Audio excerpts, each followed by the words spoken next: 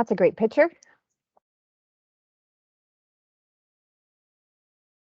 Thanks, but I'm in my office. It's what looks like downstairs under the ground, but actually I think it looks a bit like that. Oh my gosh.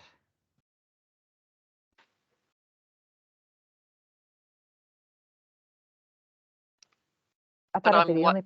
Oh, sorry. Sorry. I was gonna say I thought I'd be the only one who joined early, but looks like everybody's keen. We're all going by the look of it. But I'm way up at the top end of Queensland, up in Mount Isa. I see that. How cool. Cool.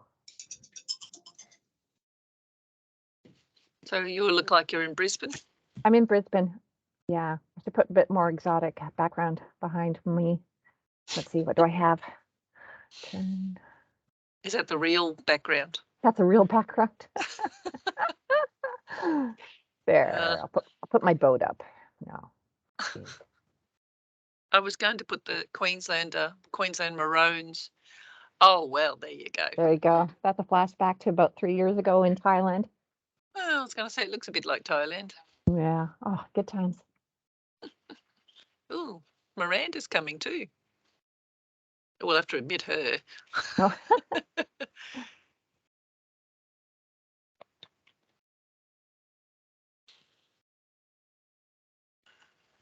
I could change the background, I think. Might make it more exciting.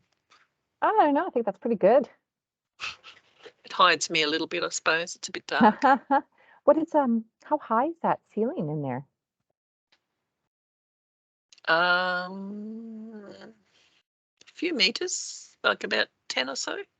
Oh, okay. It looks very short. I feel like I'd be crouching in there. But yeah, guess the perspective is off. That's just different areas too. Different areas have got different heights.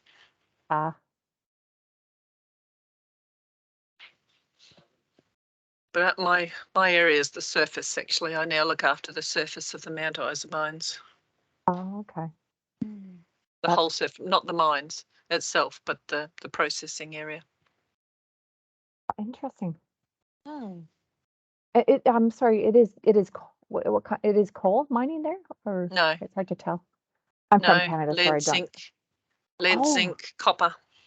We have two different mines. Oh, okay.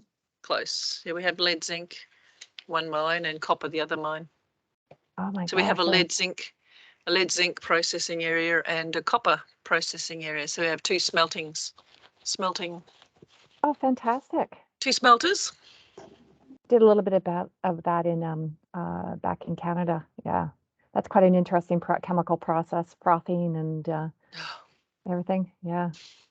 Yeah, the what gets me is the zinc filter plant that looks like a piano accordion.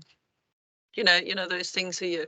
It's a filter plant. You put in the liquid, and it basically squashes it all in and puts the solids out on a conveyor. Amazing. But just looks like a piano accordion. Oh, just what it reminds me of, anyway.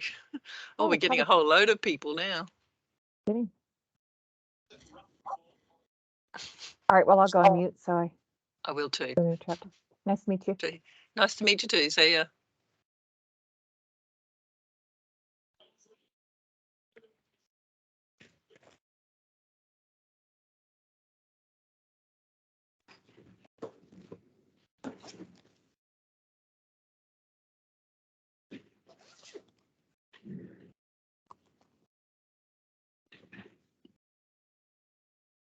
Morning, Kerry Burton. Haven't seen you for years. Hello. Hey, how are you? Yeah, good. How are you? Oh, wonderful. You're underground. No. I'm above the ground. It's a great background. Yeah. Beats what's in the office.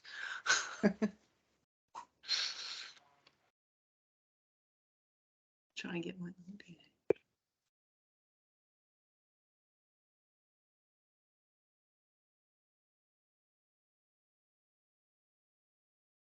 Morning. Good morning. Lots of faces. I think there'll be Morning, a lot Deb. of different How are faces ya? in. Hi, Carrie. Good. Hey, how are you? Yeah, good, good. Everybody's here, I think. And people I don't know, that's even more interesting. Mr. Taziri? Mr. Tazira?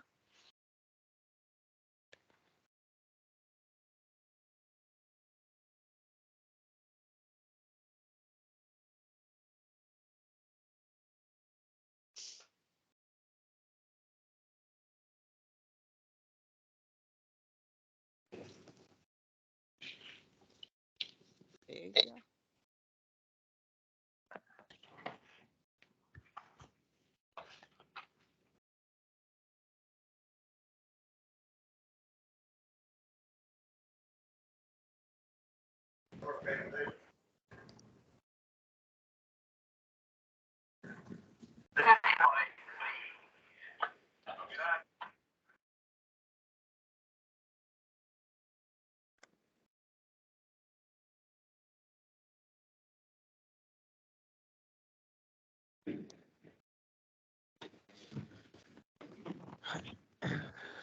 Hey, over there.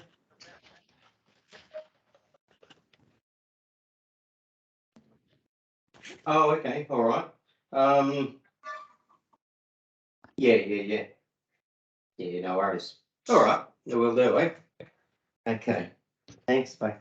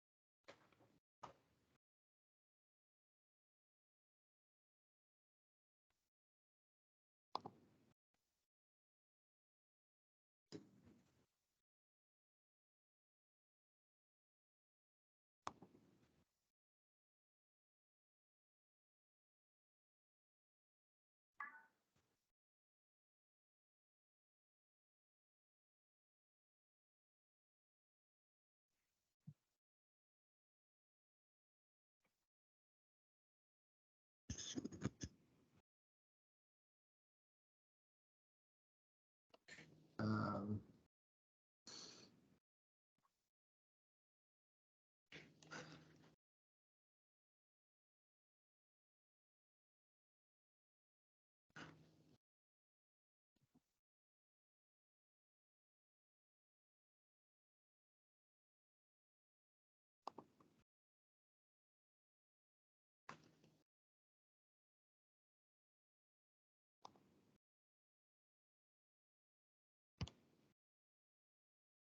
um,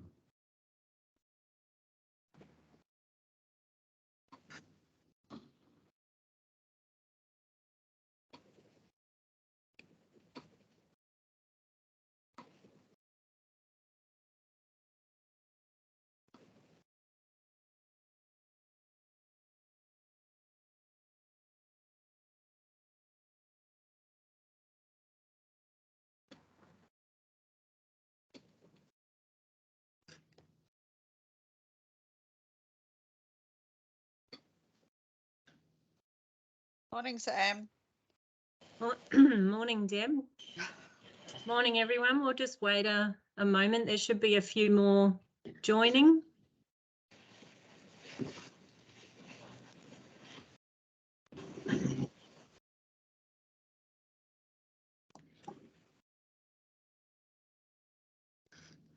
Can definitely see where it's cold for different locations.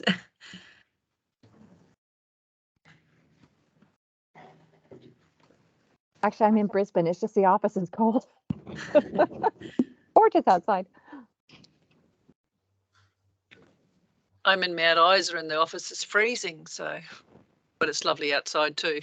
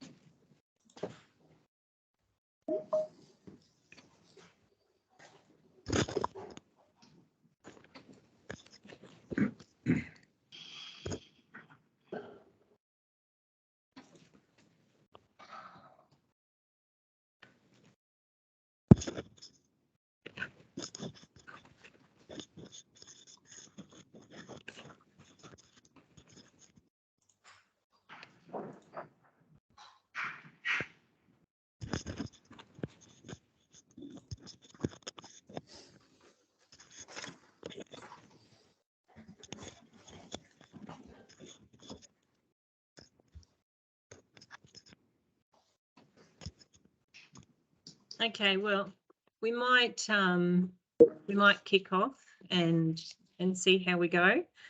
For anyone else that shows up, hello, welcome this morning. I'm Samantha Forster, the Principal Occupational Hygienist for the Mineral Mines and Quarries Inspectorate, working for the Office of the Chief Inspector. I'm pleased to be your chair today for this inaugural online Teams meeting for occupational health and hygiene in MMQ. I'd like to open the meeting this morning by respectfully acknowledging the traditional owners of the land on which this event is taking place and elders both past and present. I also recognise those whose ongoing effort to protect and promote Aboriginal and Torres Strait Islander cultures will leave a lasting legacy for future elders and leaders. So the questions and format for the meeting this morning. After each presenter, there'll be time for questions. Please hold your questions until after the presenter has finished and open for question time. If we can have microphones on mute and cameras off during the session, unless you're asking a question at the end of the session, in which case please raise your hand using the Teams function and you'll be asked to speak. If we don't get to you, please email your question about the session and we'll provide a feedback Q&A in writing to everybody. Or just put your question in the chat and we'll aim to record that and get back to you. The presentations will also be shared with the attendee, with all of the guests after the session, along with an online survey that'll be emailed out after the session today so we can get some feedback. Also of note to the certified occupational hygienists online today, you can apply to the AIOH after the session to earn some maintenance points for this today as well. So I'd like to introduce Trevor Brown this morning to just start off to support our session today. Trevor's the Deputy Chief Inspector for Mineral Mines and Quarries. Thanks, Sam, and welcome everyone to the first of what I hope is many MMQ Occupational Hygienists and Health Network meetings. I believe Sam told me we had over 110 registrations. I'm not too sure we got that many online so far, but it's good to see that there was that much interest out there. These have included mines and quarry health professionals, managers, SSEs, registered occupational service providers and regulators. And I'm sure this meeting will provide opportunities for knowledge sharing and growing some of your professional networks. While this meeting will be focused on dust and RCS management, it's planned for future meetings to cover health hazards within the mineral mines and quarries. We seem to spend a lot of time addressing safety risks, so I'm really excited to support this initiative that focuses on health risks at mines and quarries, but also an initiative that brings a wide variety of health professionals to manage together. It's not too often we can get such a good mix of occupational health professionals in sort of like the one forum. As Sam mentioned, the meeting will cover a number of topics with the focus on knowledge sharing, but also, as she mentioned, there'll be plenty of opportunities for Q&A. So really take those opportunities to ask the questions and to gain that knowledge and insight around the health issues being discussed. And just before we sign off, finally, I'd just like to thank the members of my team, Sam, Greg, Raphael and Jack, along with Dean and the members of his occupational hygienist unit for their participation support as well in this meeting. So with that, Sam, as I said, I'm really excited to see this come together, and it's a lot of hard work there, but it's great to see that we're going to have an opportunity to share some good quality discussion and knowledge around occupational hygiene issues. So thanks, Sam, and I wish you all the best. Thanks very much, Trevor. All right, so we'll get started. There's a lot of info to share this morning. I'm going to introduce the first session. It's going to be the regulator update. So I'm going to be providing the update just to kick it off. I'm a certified occupational hygienist with the Australian Institute of Occupational Hygiene and a chartered chemist with the Royal Australian Chemical Institute. I've been in the mining industry in both coal, mineral mines and quarries for greater than 20 years. I'm also a wife and a mother to 4 children, going slightly more insane and overworked every day. So I'll share my my screen this morning for the presentation.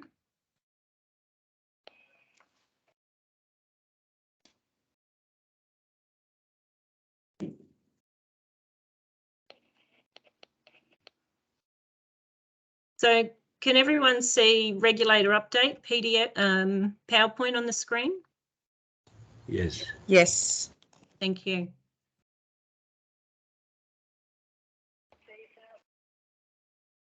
All right, so this morning we're just going to cover as an overview for everybody the dust rates for quarries, surface mines, the underground mines and the mineral processing sites. We'll look at the compliance activities in 2021 for those sites and some of the controls that have been implemented. There'll be some information share about Safe Work Australia and RCS levels, some updates about the lead amendments to the mining and quarrying safety and health regs, naturally occurring asbestos. There'll also be a bit of an overview about isocyanates and PUR, and then we'll open for a Q&A session. So since the introduction of the Queensland Guideline 2, which is the guideline for the management of respirable dust in Queensland mineral mines and quarries, the Inspectorate's been receiving the respirable dust data from industry as the guideline requires SSEs to quantify the respirable dust risk on site and supply the information to the Inspectorate.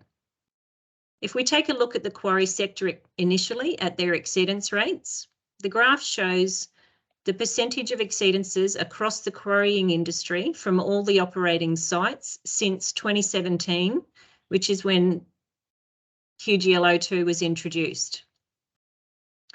As you can see for respirable dust, which is the orange bar, a significant downward trend has occurred since commencement of the guideline.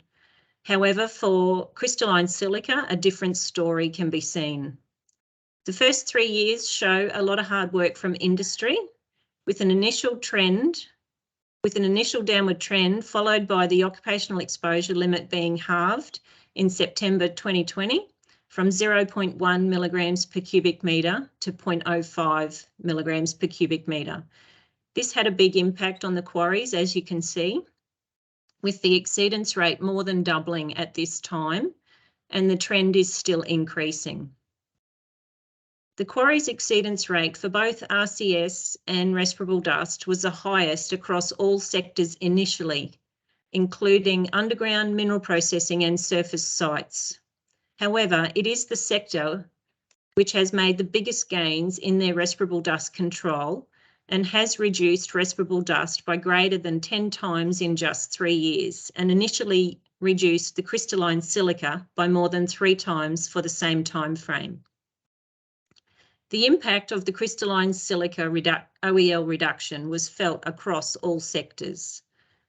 There's still a fair bit of work that mines need to do to reduce the worker exposure below the reduced OEL for crystalline silica.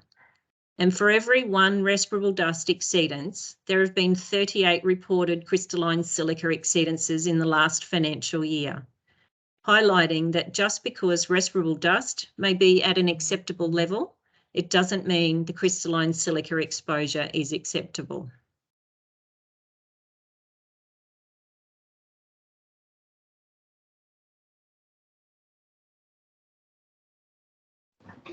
Sorry, is my screen still sharing?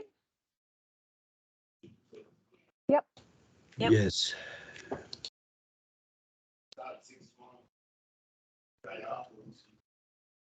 Okay. As you can see, there's a jump in exceedances in 2021 from 23 in 2019-20 up to 60. This was due to the impact of halving the RCS OEL in September of 2020. So for this financial year, we're currently sitting at 38 exceedances at a rate of 7.2%. So what activities are generating more dust than others? Consistently, across the last 3 financial years for quarries, the top 3 reporting classes are processing crushing, support maintenance fixed plant, and support maintenance mobile plant breakdown. These three classes account for almost half of the exceedances, followed closely by the cleaners, truck loaders, and maintenance activities by boilermakers. Legislation requires each exceedance to be investigated, and the investigation requires sites to identify the cause of the exceedance. So this is the cause of the excessive dust and the control measures taken to prevent or eliminate it from happening again. Action towards controls in these areas will see the dust exposure results fall. At the moment, the inspectorate is seeing a lot of focus on short-term control of respiratory protection to reduce worker exposure. However, it should be recognised that this is the lowest level in the hierarchy of controls, and industry and workers would benefit from implementation of effective upper order controls to control dust. We'll talk about the types of controls the inspectorate is seeing in more detail in a later slide.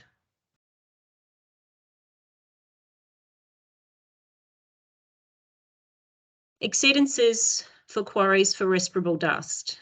It's significantly lower. The top three reporting classes for the last 3 years for respirable dust has been support maintenance fixed plant, boilermaker activities, and surface production excavator. A lot of comments are made about the excavator and the similar mobile equipment reporting classes, that the exposure must have been outside the cabin, as this equipment is a well-controlled space with seals, air conditioning and filtration, fully enclosed, and the worker must have gotten the high exposure when they jumped out to do other work. This is not the case from some of the data that the inspectorate has collected. Inspectorate sampling was done on workers in cabins and static samples also mounted inside the cabin. So the static sample is the sample that stays with the vehicle and not with the worker. When the results were analysed, it's shown a higher result on the cabin static sample than on the worker. And upon investigation, it was found that workers are carrying dust inside the cabin with dirty boots or clothing, the door being left open on exit, or open when the dust cloud is still present due to the work being conducted. The dust in the cabin is then sealed inside and recirculated through the air conditioning. OEM filters are often not HEPA filters unless specifically purchased. They may have holes in them from cleaning with compressed air, or they're not replaced in a timely manner.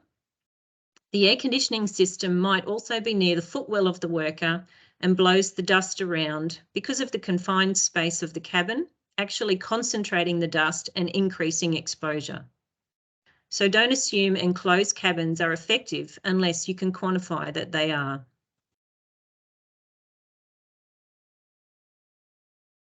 So what are all the dust samples doing across the board, not just the exceedances?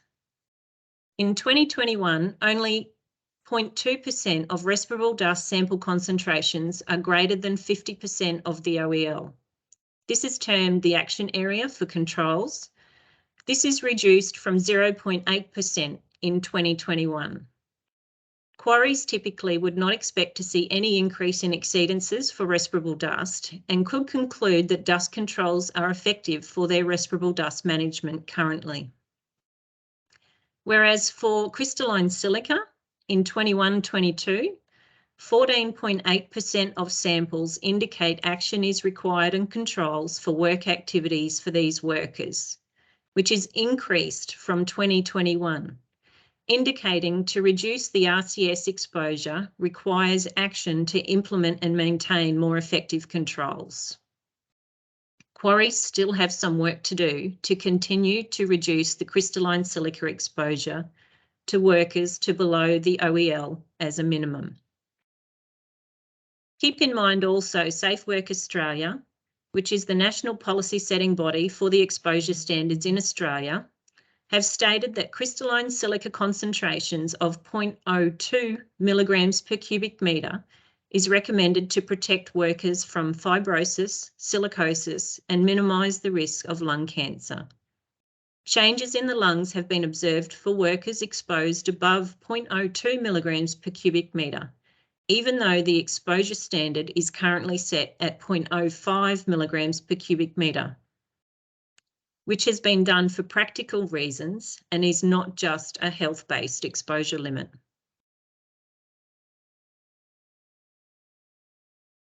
Surface mines. The journey's been very different comparison to quarries.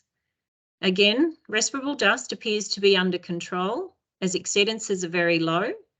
However, the story is very different for crystalline silica. If you remember, for quarries, significantly reduced their exceedance rate in the first 3 years, starting at 8.9%. Whereas for surface mines, they've actually showed an increase in exceedance rates across the first 4 financial years, doubling to their initial level, which has only just shown a reduction this last financial year to 2.4%, which is lower than the initial rate.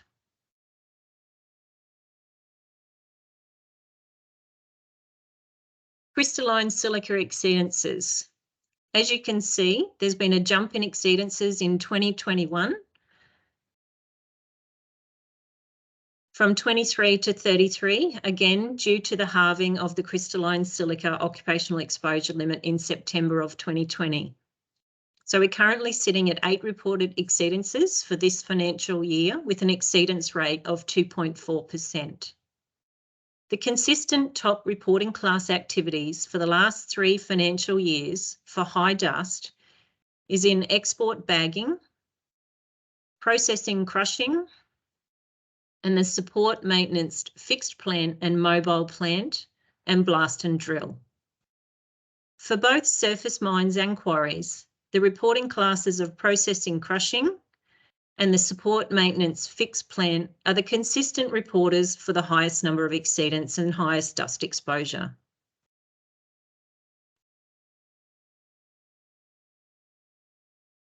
Respirable dust. There's been 0 respirable dust exceedances in the last 3 financial years for our surface sites.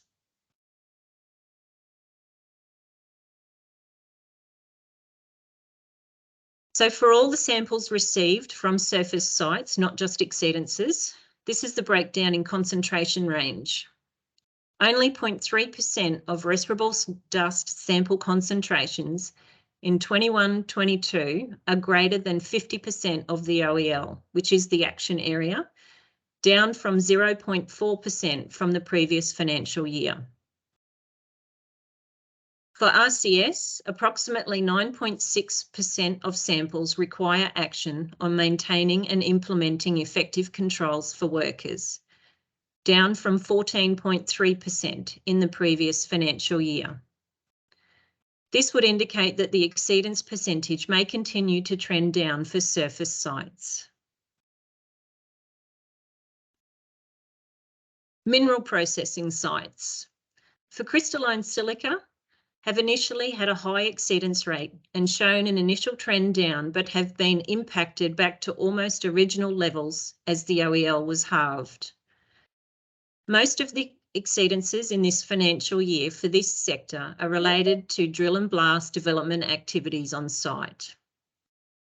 Respirable dust hasn't been an issue for the last 2 financial years and not during the drill and blast activities either.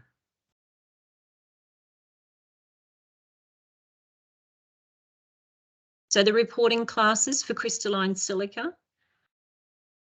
There's been no jump in exceedances in the 2021 year when the OEL was halved in September 20. So we're currently sitting at 9 reported exceedances for this financial year at an exceedance rate of 6.4%. And 44% of the crystalline silica exceedances in the last 3 financial years is from the surface development blasting drill activities conducted on site.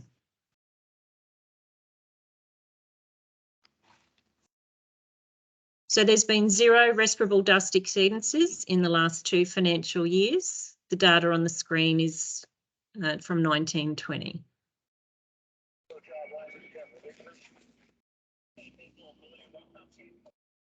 For all the samples received from the mineral processing sites, again, here's the breakdown in concentration range. There are 2.4% of respirable dust sample concentrations in this financial year that are greater than 50% of the exposure limit, which is the action area, up from 0% in the previous financial year. For crystalline silica, approximately 14.5% require action on maintaining and implementing effective controls for workers, up from 5% in the previous financial year.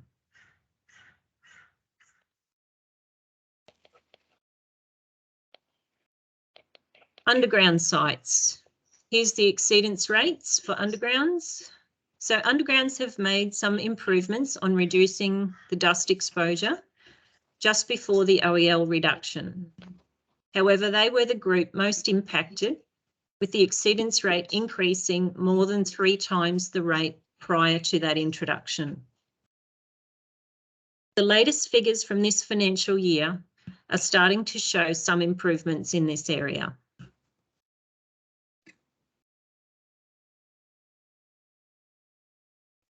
Underground exceedances and their reporting classes. As you can see, there's been a jump in the exceedances in 2021 from 16 up to 65. Again, this is when the OEL was halved in September 2020. So we're currently sitting at 32 exceedances at a rate of 5.6%. Certain activities are generating more dust than others. Consistently, across the last 3 financial years for underground mines, the top reporting classes are processing crushing, underground services installation, the underground ground control shotcrete, underground development drill jumbo, and the processing technical lab sample prep. So these 5 classes account for almost half of the exceedances reported to the inspectorate. Legislation requires each exceedance to be investigated, and the investigation requires sites to identify the cause of the exceedance and the control measures taken to prevent or eliminate it from happening again. More attention needs to be directed towards these activities on site, and we should see exposure reduce.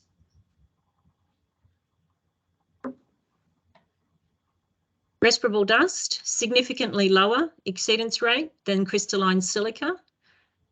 The reporting classes for this dust exposure is the processing technical lab sample prep with 2021-22. Reporting classes are support resource definition, surface rig reverse circulation, and again, the underground ground control shotcrete.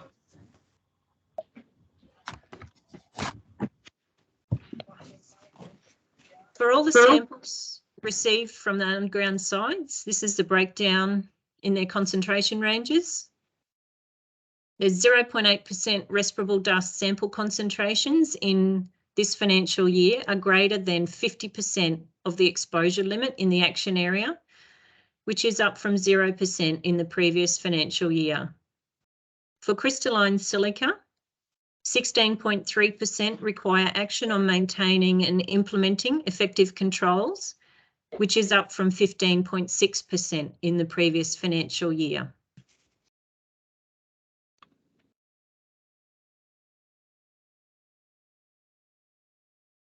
If we take a look at some of the worst case dust exposure scenarios and the respiratory protection worn.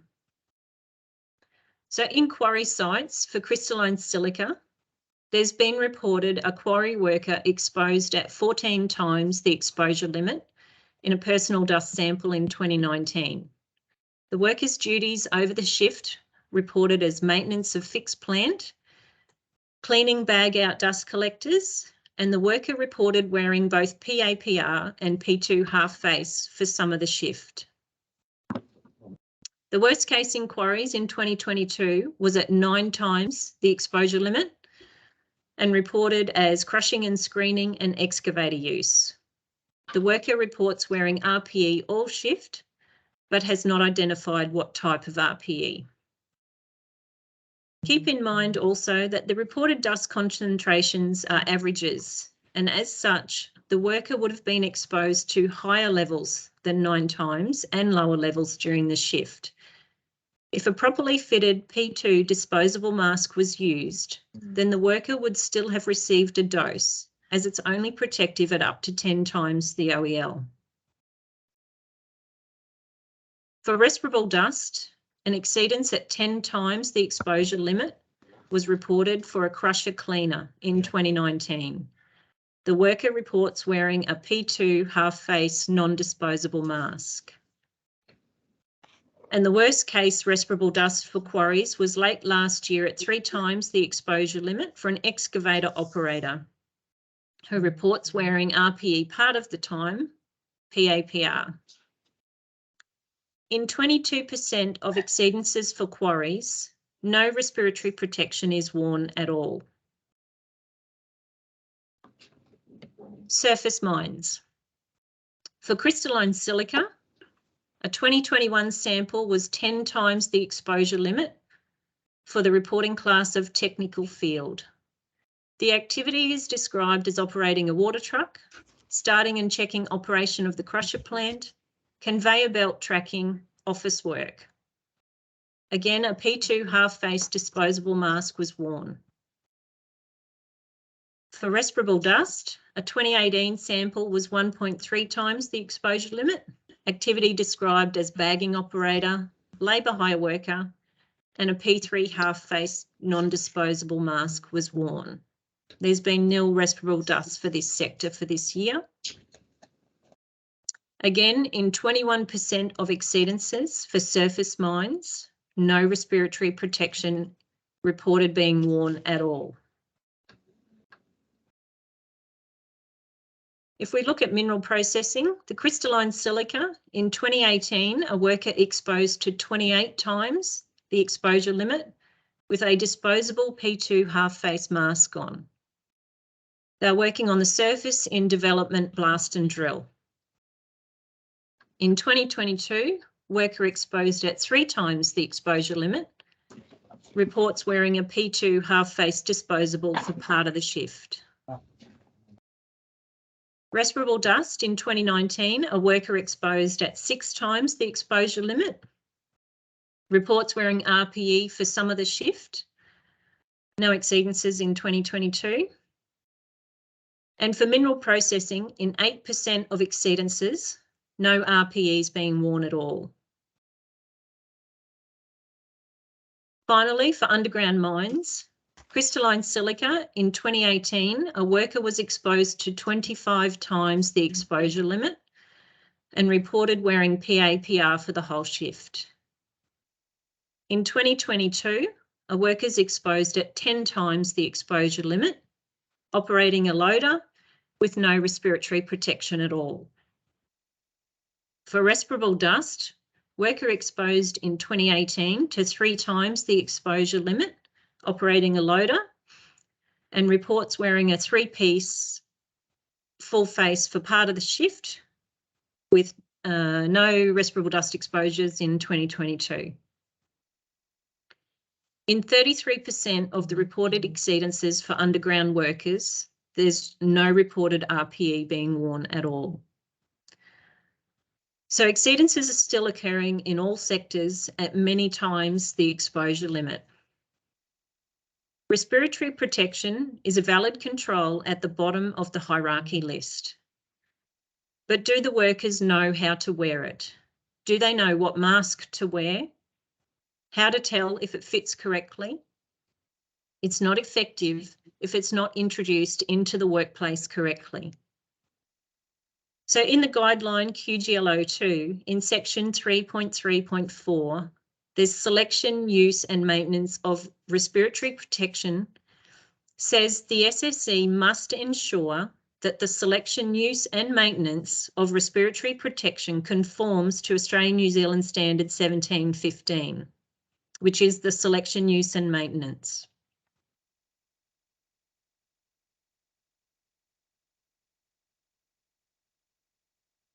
Compliance activity from the inspectorate. Around respirable dust, in the year 2021, there was 61 substandard conditions or practices have been issued, with over 500 being issued since QGLO2 was introduced in August 2017. In 2021, there were 20 compliance actions issued around the risk of exposure to respirable dust not being evaluated or controlled. 9 were issued where the exposure risk profile for a work group was unacceptable exposure and no action had been taken. 8 cases of exposure monitoring not being commenced or undertaken as required. 8 cases where an inspector has directed to review the dust control plan on site as it's inadequate. And 7 cases of exceedances not being investigated. So controls in 2021, feedback from the inspector's review of the investigation reports for these exceedances. In only 27% of exceedances, controls were implemented and effectiveness measured. That's only 27%. That's pretty low.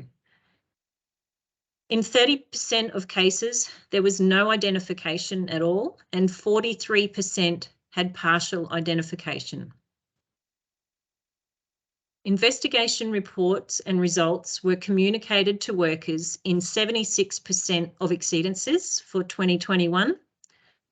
24% never got communicated to workers at all.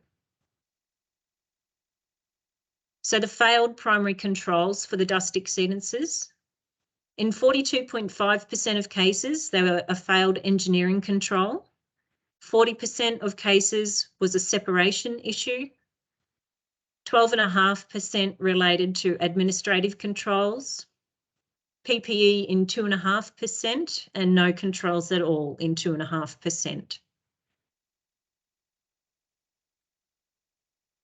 So a summary of the reported corrective actions on controls to limit the reoccurrence of dust exceedances as supplied by mine sites. So the use of compressed air to clean air filters was prohibited. Chemical suppression of dust generated by crusher was utilised. Washdown processes were added in to safe work instructions. Repair and maintain failed controls. Improvements to maintenance processes like hosing down structures before maintenance commenced. Repairs to cabin integrity. Installation of cool fog systems. Maintain and or repair dust extraction systems. And new covers installed to reduce the dust buildup on equipment.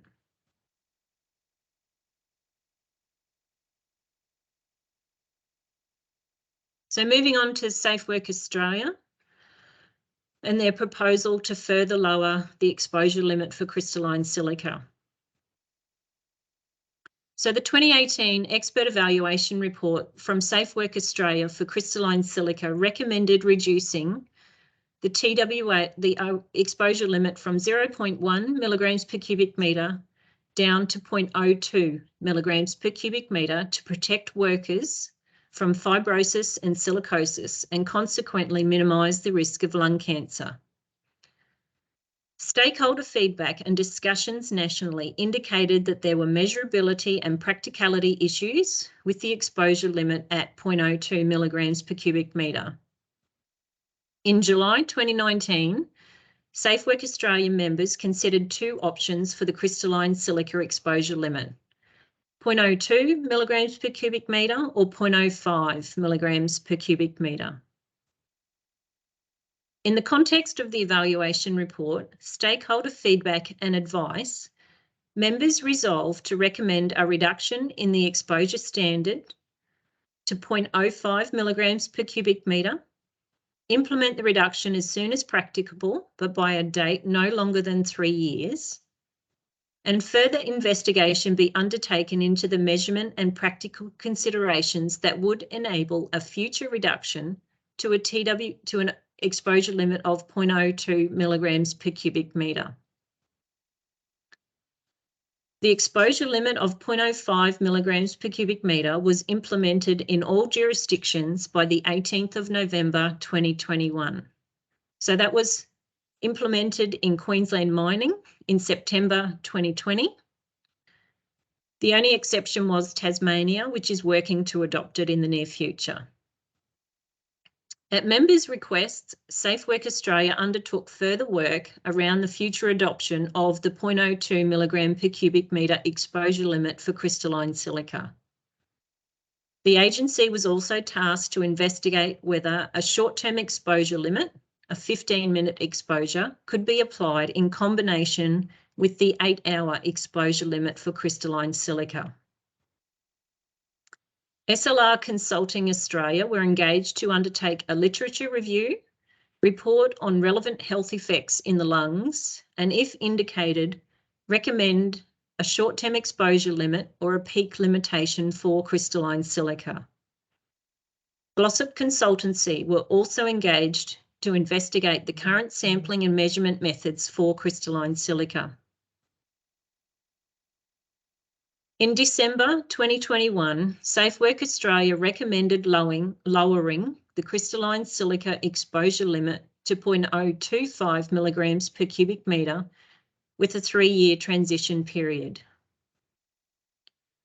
Safe Work Australia, although acknowledging that crystalline silica can be measured at 0.025, acknowledged there is a level of uncertainty in the crystalline silica measurement which is significantly increased below the exposure standard of 0.05, including sampling errors, analysis techniques, laboratory performance, and reporting issues.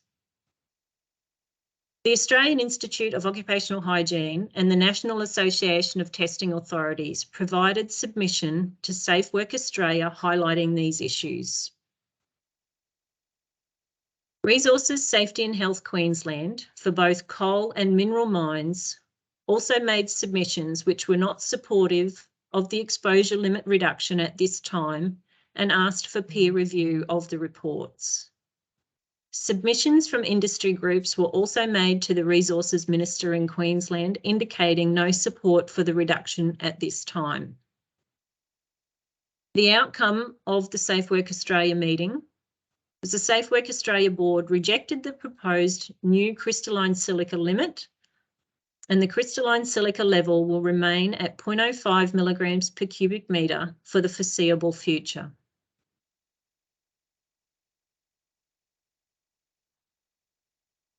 Lead regulation amendments. So this is regarded as a large amendment with 15 to 20 pages of legislation to be inserted into the mining and quarrying safety and health regs.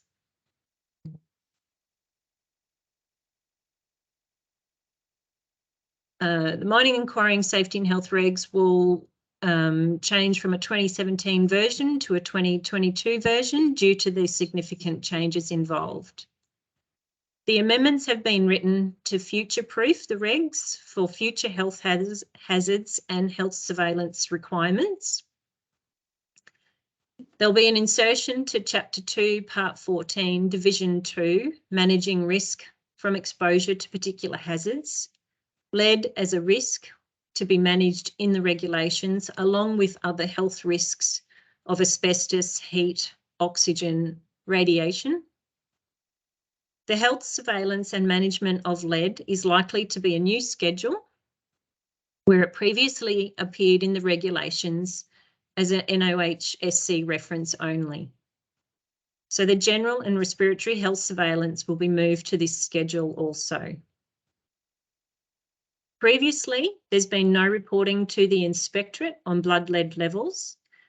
However, all results greater than 5 micrograms per decilitre, which is the notifiable condition level, will be reported as part of a 28-day report summary in a templated Excel spreadsheet similar to the DUS reporting. Exceedances, which is the medical withdrawal level, are to be reported as HPIs. So that's males and females, not reproductive capacity, greater than 30 micrograms per decilitre, and females of greater than 10 micrograms per decilitre. Return to work and the time for the levels to reduce will also be reported to the inspectorate. Reportable disease will be reported to the Chief Inspector of Mines when health impact is detected through health surveillance as a consequence of working with lead. And lead risk jobs and changes will be notified to the inspectorate also.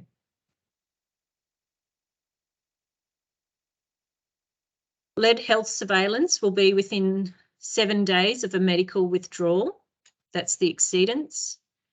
Biological monitoring is required due to the levels, and work task, sex, reproductive capacity and timing will also be prescripted in the amendments. Safe Work Australia consulted extensively nationally at the time when that policy was introduced, and in 2017 the Mining Safety and Health Commissioner held a workshop with industry and inspectorate. All groups were supportive of the blood lead level reductions at that time. And review of 2020 data from an MOU that RSHQ has with Queensland Health, with the review of over 12,000 results from almost 4,000 workers. Overall, there will be less than 1% of industry impacted by the reduced levels. The lead amendments will also include minor updates of nomenclature in the regulations of other health hazards to modernise. So we're looking to introduce these lead amendment regulations before the end of 2022.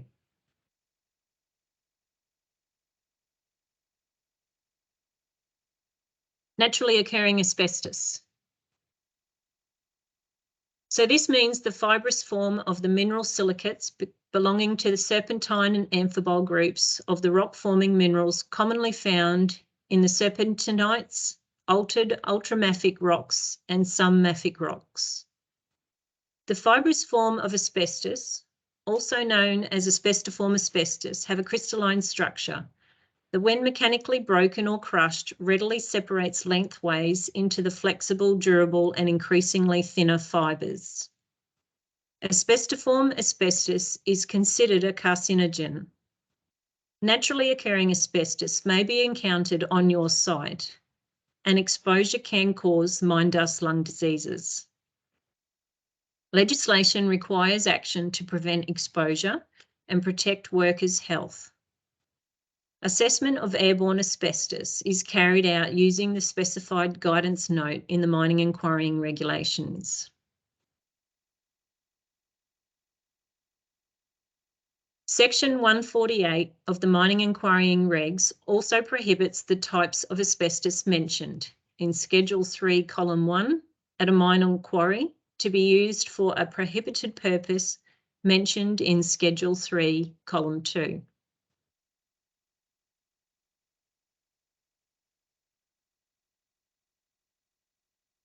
Historical mining records indicate approximately 40 known abandoned asbestos prospects in Queensland, with 30 being serpentinite and 10 being amphibole type deposits. Unlike New South Wales and Western Australia, no records of commercial asbestos mining and production have been identified in historical Queensland records. The risk of small deposits and occurrences of naturally occurring asbestos are relatively common in certain metamorphic mafic and ultramafic rocks. The most common occurrence of asbestos in Eastern Australia is in ultramafic rocks that have been altered, metamorphosed to produce serpentinite. Mafic rocks such as basalts, greenstones and gabbro are also potential hosts where the alteration has occurred. All known deposits of naturally occurring asbestos in Queensland occur as discrete planes or veins of asbestos rather than distributed throughout the rock volume.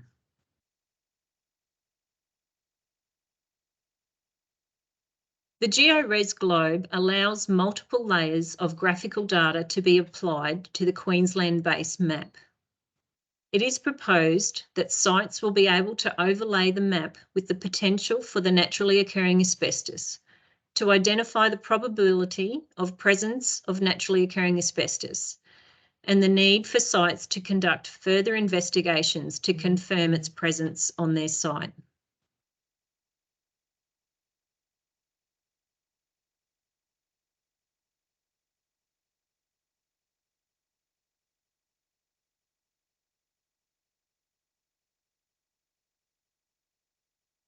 Thank you. That's the end of the preso. Is there any questions?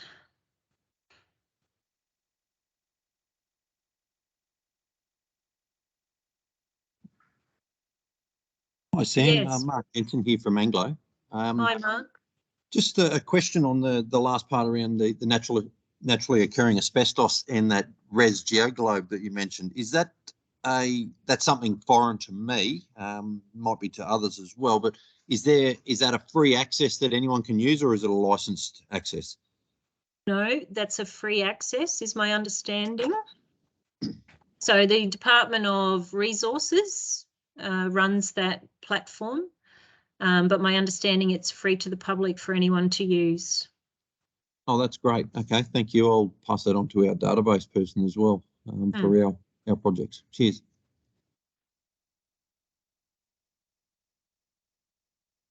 Alex? Yeah, hi, Alex, Paybrook Quarry. In regards to that last one, is that Queensland Globe? Yes, I believe so. There's and are those GeoRes. layers available, or is it something they're still doing? Currently, the asbestos layer is not available. It's something we're working on. Yeah. No, I just wanted to see if I could look at it today. Thank you. Sorry, no. Transport and Main Roads are supplying us with some information as well, because they did some work many years ago in this space. So we're trying to get all the data put together to overlay on the map and be available.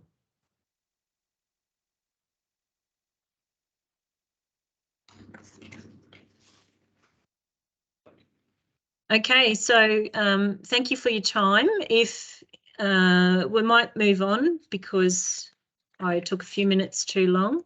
But now we'll hear from Inspector of Mines, Greg Manthe. Greg's also a certified occupational hygienist and has been working in mineral mines and quarries and coal mines for greater than 20 years. And Greg's going to talk to us this morning about some inspectorate expectations and opportunities for improvement around the guideline for management of respirable dust. Thanks, Sam. Thank you. I've got a couple of subjects that I'd like to talk to this morning. The first one will be fairly brief and won't apply to many of the attendees, but I just want to touch on a project that's been going on in the coal sector. I'm just going to share my screen with you here. Not sure whether you can see that screen, Sam. Yes, I can. Yep, okay. So one of the projects that I've been involved in was looking at polymerics in the underground coal mining. Polymerics are a two-component chemical mixture that's used for ground support and sealing. So it's either an isocyanate-based substance or a phenylformaldehyde substance. I'm just going to briefly touch on what we found. There is a longer presentation for this, which will be available at the end of the session. But essentially, we were looking at measuring the level of contaminants from methylene isocyanate, or MDI. It's a particular type of isocyanate. We only expected to find that particular type, but what we actually found was a mix of other organoisocyanate contaminants. The reason I'm mentioning this is that there'll be occupational hygienists attending this session who may not be aware of the potential for these contaminants to be present from a mix or from the use of a chemical that should be or would be expected to be a pure chemical. This testing was backed up. Altogether, we've collected about 190 odd samples over a couple of years, and confirmed that all the methylene isocyanate based liquids that we tested were prone to these two organoisocyanate contaminants. What I'll do is, that's the summary. As I say, anybody who has an interest in this particular topic is welcome to give me a call, or Fritz Dukic, the coal inspector, coal hygiene inspector. You can also talk to Fritz. Many of you would know Fritz. What the conclusions were from this testing is that a substance, a mixture that is believed to be just methylene isocyanate based, has other contaminants which are much more volatile than MDI. So basically, they are present in the liquid at a very low concentration, but because of their much different vapor pressures, they're present in the vapor at a much higher concentration than what you might expect. Safety data sheets don't clearly spell that out, as you can see there. So none of the safety data sheets mention the potential of these other contaminants in the vapor. And that means that essentially the risk is underestimated for both biological exposure, that's skin absorption, and inhalation. That's essentially a summary of that project in really dot point form. More than happy to talk to anybody who's interested in this subject at length after the session.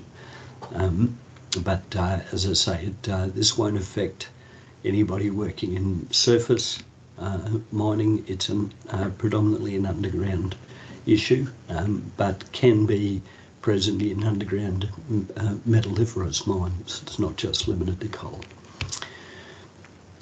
What I'll do is move on to the main presentation that I was going to present to you.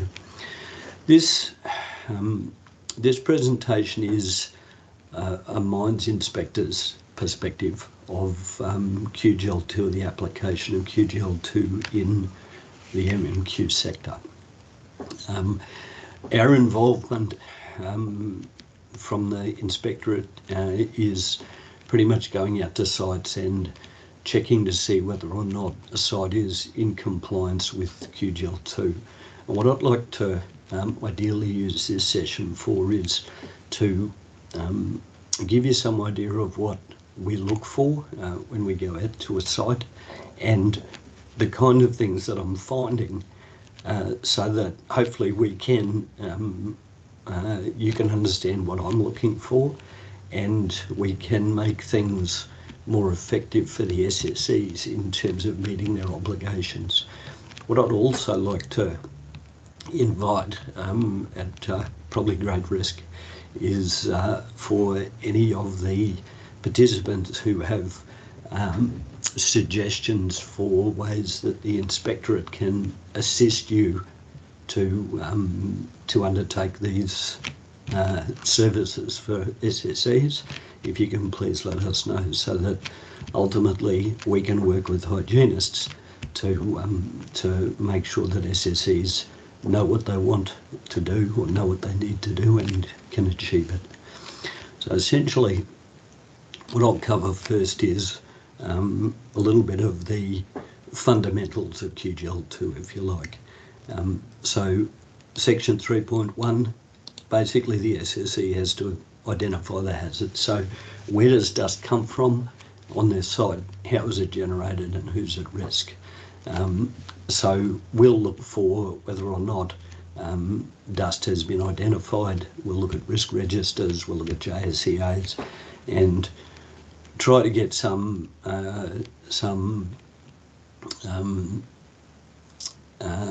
perspective on whether or not an SSC has actually looked at dust as a hazard at their site. Once they've done that, the SSC's obligations are to do both a qualitative and a quantitative risk assessment, and that's where the occupational hygienist comes in.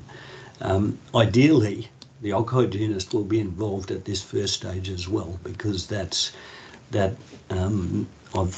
found it gives the SSC a lot better guidance on what they're looking for in terms of dust exposure risks. But the qualitative risk assessment, there's no firm guidance on how that's done or what format to use. It just needs to be demonstrated that the SSC has made some attempt to risk assess the hazards that they've identified. For the most part, that will turn out as the risks being mostly uncertain, unacceptable in some cases, obviously unacceptable. It's not common to find acceptable risk levels that can be shown to be reliably assessed as acceptable at that qualitative stage, but there are cases of it. What should happen next is that the hygienist sets up the baseline data collection process and collects enough data to do the statistical analysis. So that's getting enough data to be able to reliably calculate the exposure profile of each seg.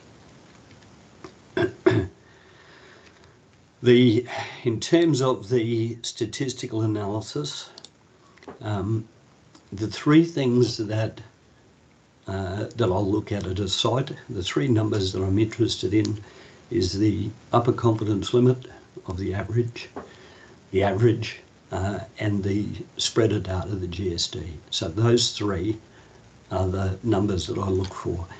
This top one, the upper confidence limit, is the only one that we use as a test of compliance. The MPUE is all about identifying ongoing monitoring frequency, and the GSD would just give you some idea of how tight or how accurate the seg is. And that'll vary. You can have segs that will have a reasonably large GSD just because of the variability of the work that they do. But it's important to recognise that this is the one that I'll look at when I go to a site. All right. Now, QGL2 says that the risk of exposure to a seg is only acceptable if the upper confidence limit is less than the OEL. So therefore, if it's above the OEL, it's unacceptable. Section 3.3 goes on to say that where the risk assessment determines that the risk is not acceptable, the SSC must do something. Essentially, you must ensure that controls are in place. So if you find in your statistical analysis, and this is a critical message that you'll need to, that the hygienist will need to convey to the SSC. If in doing a statistical analysis, the UCL is above the shift-adjusted OEL, the SSC is required to do something to reduce the exposure and then undertake more monitoring to verify that what they've done has actually reduced the exposure. And that new data then needs to be interrogated to make sure that the risk exposure level has reduced. All right, that's the fundamentals of what I'm looking for with statistical analysis. And we're at the point in QGL2, in the life of QGL2 now, where many sites will be through that, should be through that first data collection phase, have done statistical analysis, and be in the periodic monitoring program. What I'd like to run through with you is some examples of what I'm finding at sites, and to give you a little bit of an idea of where some difficulties are arising. Right. With the statistical analysis, once that quantitative exposure assessment is done, that implies the statistics are done. The hygienist needs to provide this information to the SSE, what the risk is for each group, an explanation, a clear explanation of what the statistical analysis outcomes were, recommendations to reduce exposure, and then the periodic monitoring program. Okay. Many of the reports that I'm seeing are missing some or more of these aspects. And what that results in is a compliance action then for the SSE. So as Sam touched on earlier on, there's been a number of compliance actions issued to sites, surprisingly many of them to develop an exposure monitoring program. Now we're almost 5 years into QGL2, and there are still some sites, I was out one 3 weeks ago, that has done no monitoring at all. So, and there's a number of reasons offered for this. You know, it's a infrequent activity, infrequent operation. But we're a long way into QGL2, and there are a number of sites out there that are still struggling to get their first baseline finished and analysed. Many SSEs are still under the impression that once they do a round of monitoring, that's it. That's all they need to do. So there's still a fairly poor understanding out in MMQ about what the guidelines are asking for. What I'll touch on here is a couple of examples of what I'm finding at sites. So with this particular one, the hygienist has done statistical analysis, and these two segs, you can see here, are both above the 0.032 milligrams per cube for the upper confidence limit. So they're both unacceptable exposure. Now, they were reported as unacceptable in terms in the report, but the SSE was unaware of this, and he was also unaware of what he was required to do. The hygiene report only stated that the average, the MVUE, indicates unacceptable exposure. There were no specific recommendations for reduction, and there was no mention of the unacceptable upper confidence limits. So whilst in the report there was information that indicated this unacceptable exposure, it hadn't been reported to the SSE, and he was unaware of it, and I could see how he would be unaware from looking at the report. So that was an example of a report where the information was there, but it was not communicated to the SSE. Second example, the stats in this particular one were pretty clear. It was a pretty good statistical reporting section. The GSDs were up a little, but that wasn't a major issue. The table of results indicated a requirement for further baseline sampling, but that message also was buried in the body of the document, and the recommendations only talked about ongoing periodic monitoring. So whilst the report in the text was talking about the need to finish the baseline, the recommendations didn't convey that. Again, message was in the report, it just wasn't made clear to the SSE, and I'll touch on why I think that is as we get to the end of this. Third example, stats analysis report. The table of stats outcomes was very clear, easy to read, but the statistical tables in the appendix were possibly way too complicated. And it's unlikely that SSEs, given their time constraints, are going to sit down and read a complicated occupational hygiene report. What I find is they're mostly just looking for conclusions and recommendations and really clear messages. This particular hygiene report stated that crusher and maintenance segs were unacceptable, but they based that on the MVUE, not the upper confidence limit. So the MVUE for each of those was over the exposure standard, which you'll pick up on if you've got any segs that require quarterly monitoring. You've clearly got an unacceptable exposure in that seg.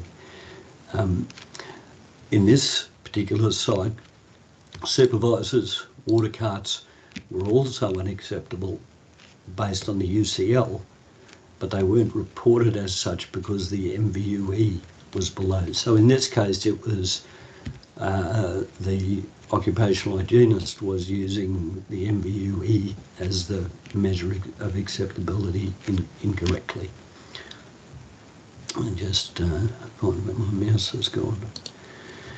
So this is that third example continued. You can see here mobile plant. All of these are unacceptable, and the report recommendations didn't clearly make that obvious to the SSE. Unfortunately, what this means is at that point in time, the SSE gets a compliance action, either a directive or a substandard conditional practice, and has to take action. So this is not an ideal outcome for an SSE, and really the SSE should be aware of these issues at the time they get the hygiene report. So that by the time myself or Jack or Raf get out to see him, he's not taken by surprise. Fourth example I've got for you in the monitoring report.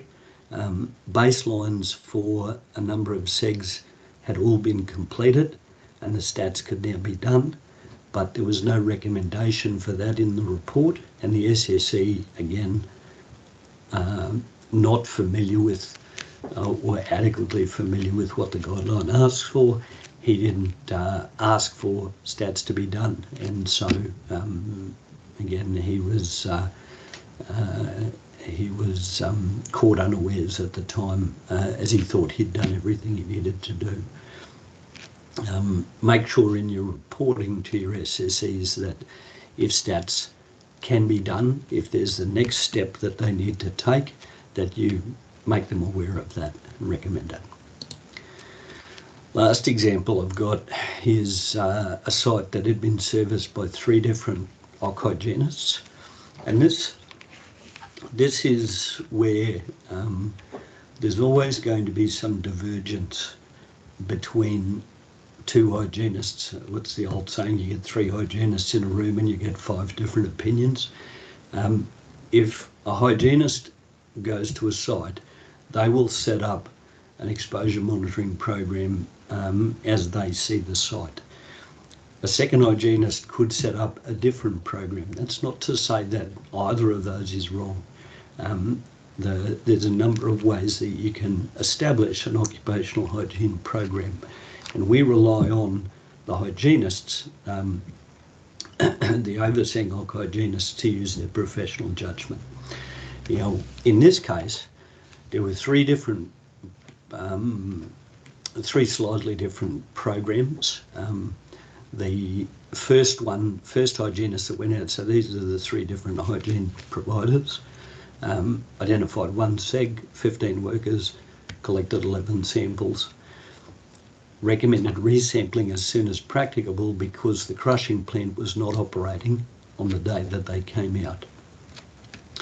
Second hygienist came, so then this is 18 months, well, 16 months later, so there wasn't any urgency for resampling.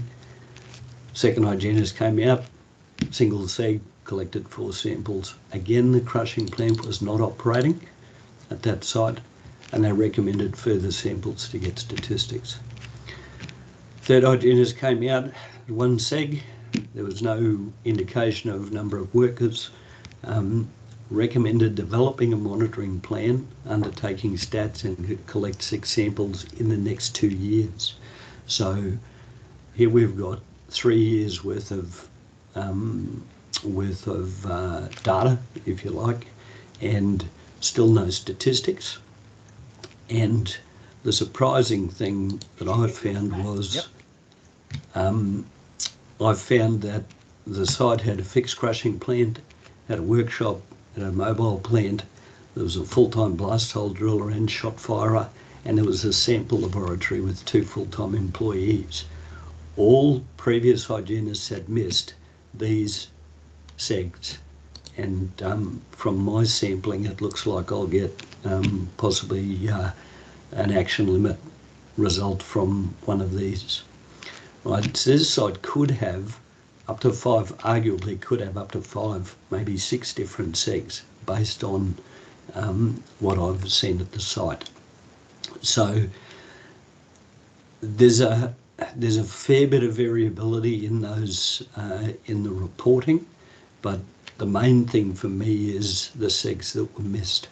Make sure when you go to a site that that you get as much information as you can about the site. What I'm finding with hygiene reports, and the people who will know me will know that I'm just as guilty of doing this. When I was consulting, I'd write extensive, complex reports, and I think they were great. But what I'm finding is that most hygiene reports are just way too complex for the SSEs to absorb. SSEs aren't statisticians. They need simple reports. They need especially simple reporting of statistics. Use the traffic light system, amber, red and green. And if you highlight something red or amber, make sure it's really clear why you've done that and what it means. But importantly, summarise the statistics for them. If you can, use some simple graphs, really simple graphs. They don't need to be complex bar and whisker graphs. Sometimes will lose people. Just tell them what they need to know in really simple terms. SSEs don't have time to read huge reports. And make sure that all your important results are either, or preferably both, in the summary at the start and in the recommendations at the end of the report. Make sure you do stats on respirable dust, and that's probably going to be more important if your RCS are a whole lot of non-detects. Make sure that you're also doing your stats on respirable dust, because the guideline is about respirable dust these days, not just silica. And remember that the upper confidence limit is the measure of compliance. That's the one we're looking for, okay? Just in summary, simplify your message, simplify the statistics, focus on what QGL2 asks for in terms of compliance, and don't bury or try to avoid burying important messages in the body of the report. Summarise them at the start and at the end, and try and make sure that the SSE understands what it all means, because many of them still don't. I'm finding I'm spending a lot of my time explaining what QGL2 is asking for, and in a lot of those conversations it seems to be new information for the SSEs. That's all I've got for that, and happy to take questions. We may have got time for 2 questions if people would like to come forward.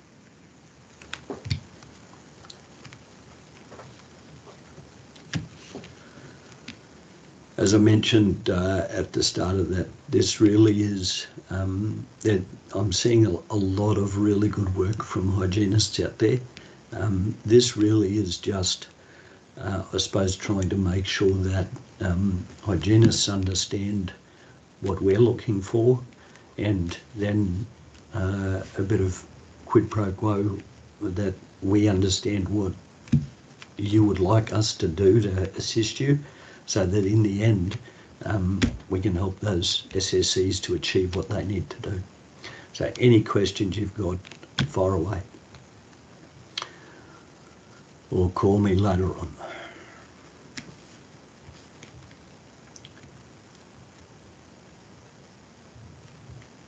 Looks like you might have bamboozled everyone, Greg. Put them all to sleep, Sam. Hi, Greg. It's Scott Webber here. Hey, Scotty. Hey, sorry for the background noise. I'm at an airport at the moment. But with the statistical analysis, do you do other items like noise, fibre, for your asbestos, what Sam was talking about earlier? So are we required to do statistical analysis on all stresses? The short answer would be no. The only guideline that we have that requires you to do even a formal monitoring program as such is QGL2. So if you're looking to provide a service to your client, they may want that. They might want you to do statistical analysis on a range of stresses, but QGL2 is only looking for respirable dust. So that's RD, RCS, and for the rest of it, no, there's no legislative requirement for that. Okay, thank you. Who have I got? Alex? Yeah, hi, mate. In regards to the SEGs that were possibly missed, is that up to me on my site to identify that we have more than one SEG, or is it fully up to the hygienist? Like, who's responsible when something's missed or two areas are missed? Look, in strictest terms, the SSE carries the can for pretty much everything at the site. You're an SSE, are you, Alex? Yep. Yeah. So you'd be aware the SSE carries the can for that. But I would equate this to if you're engaging an electrician to do work at your site, you're not required to know the wiring rules or to check on his wiring and make sure that he's done it in terms of how he's supposed to. You're engaging a professional to assist you to achieve a particular end. So I would see that it's a partnership between the SSE and the hygienist.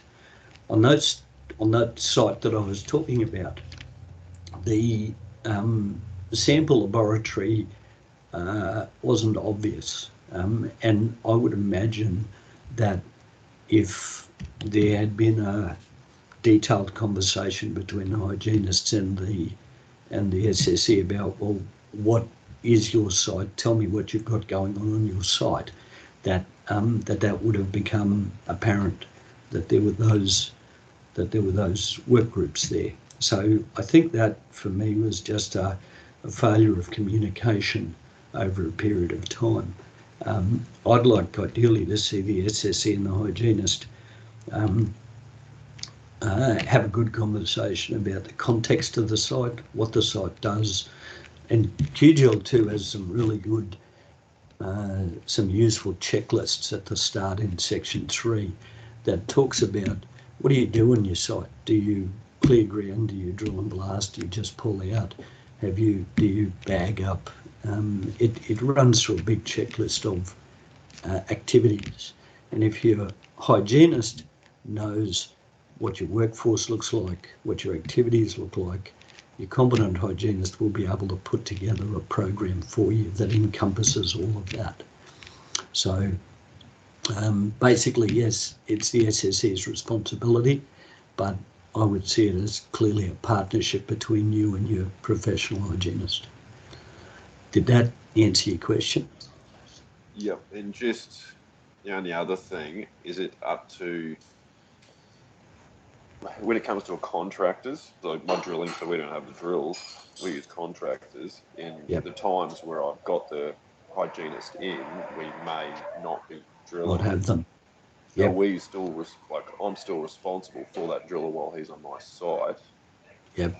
Is it just something I've got to time and try and organised to have a hygienist at the same time to make sure that those guys are okay, or they got their own requirements as a contractor in the drilling industry?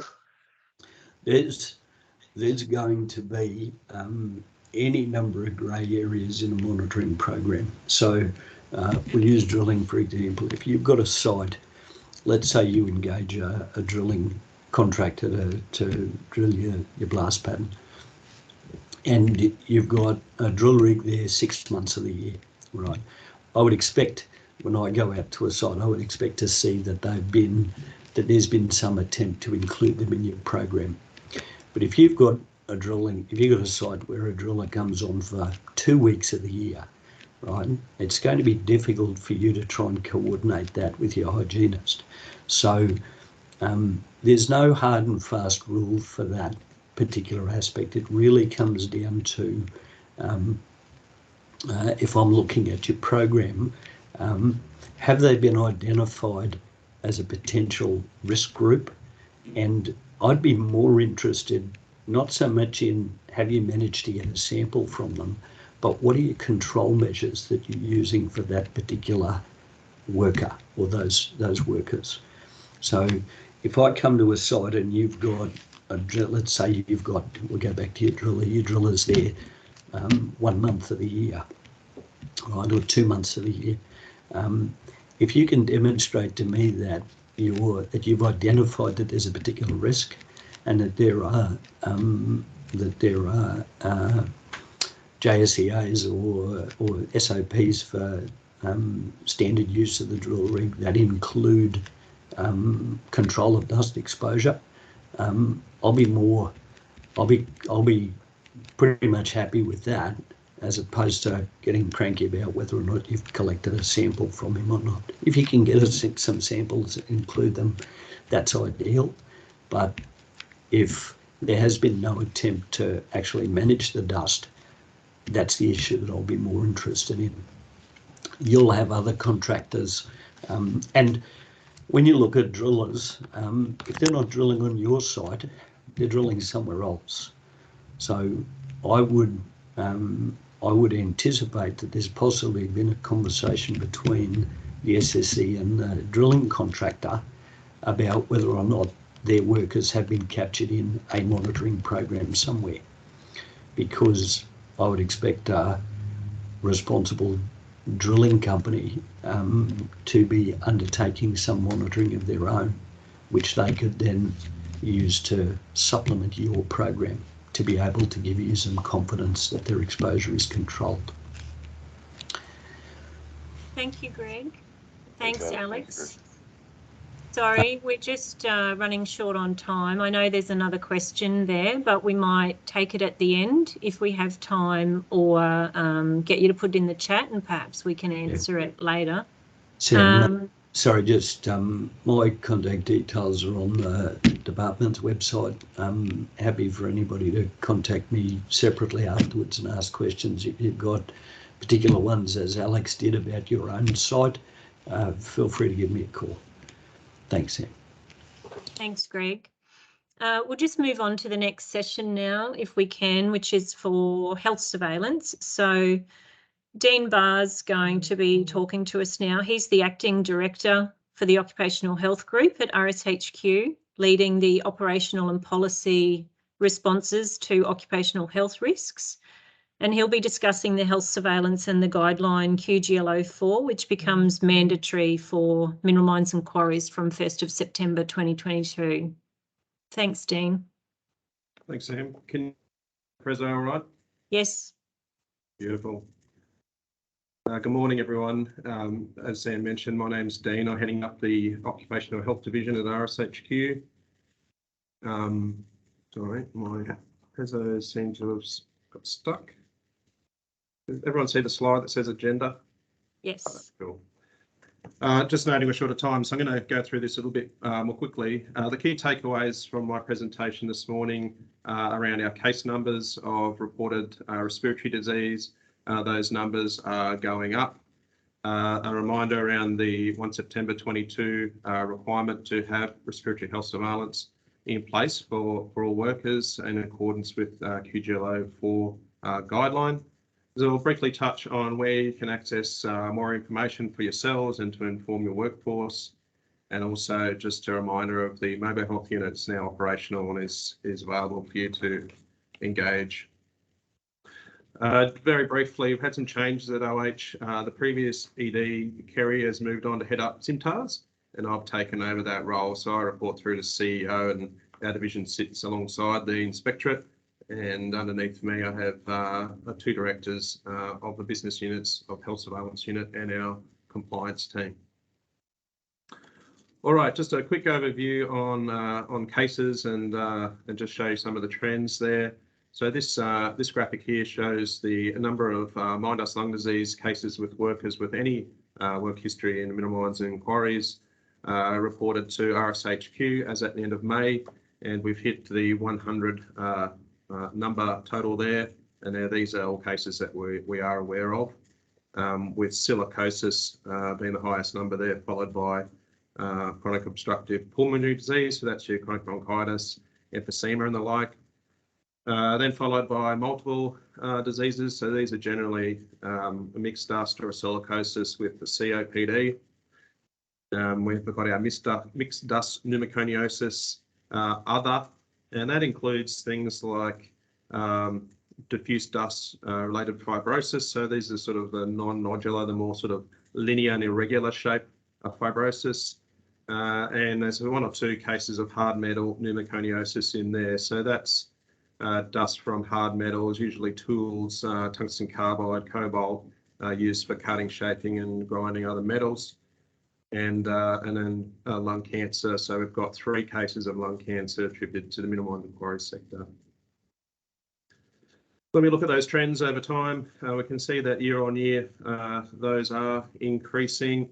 So these are any workers with mineral mine and quarry experience, but also it includes those with coal history, and a lot of the workers we see have work history across a lot of industries.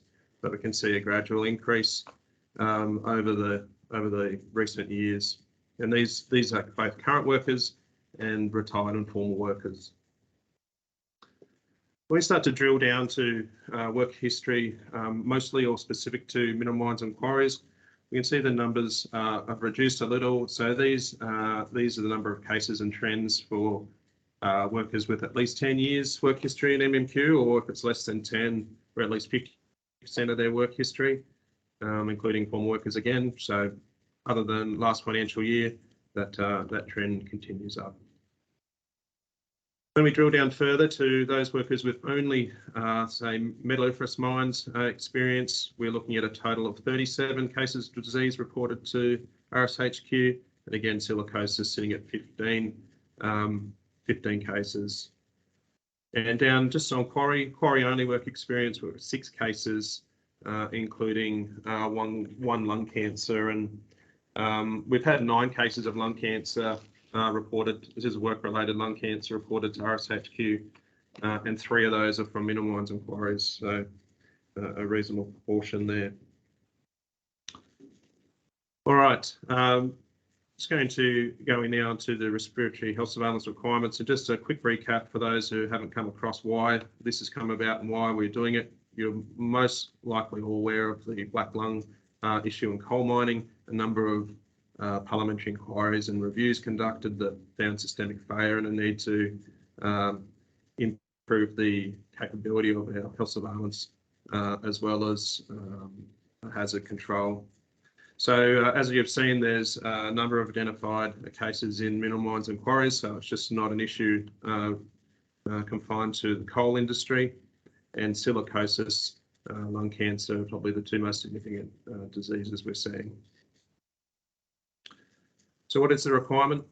So from 1 September this year, respiratory health surveillance, which is prescribed under the regulation, is mandatory.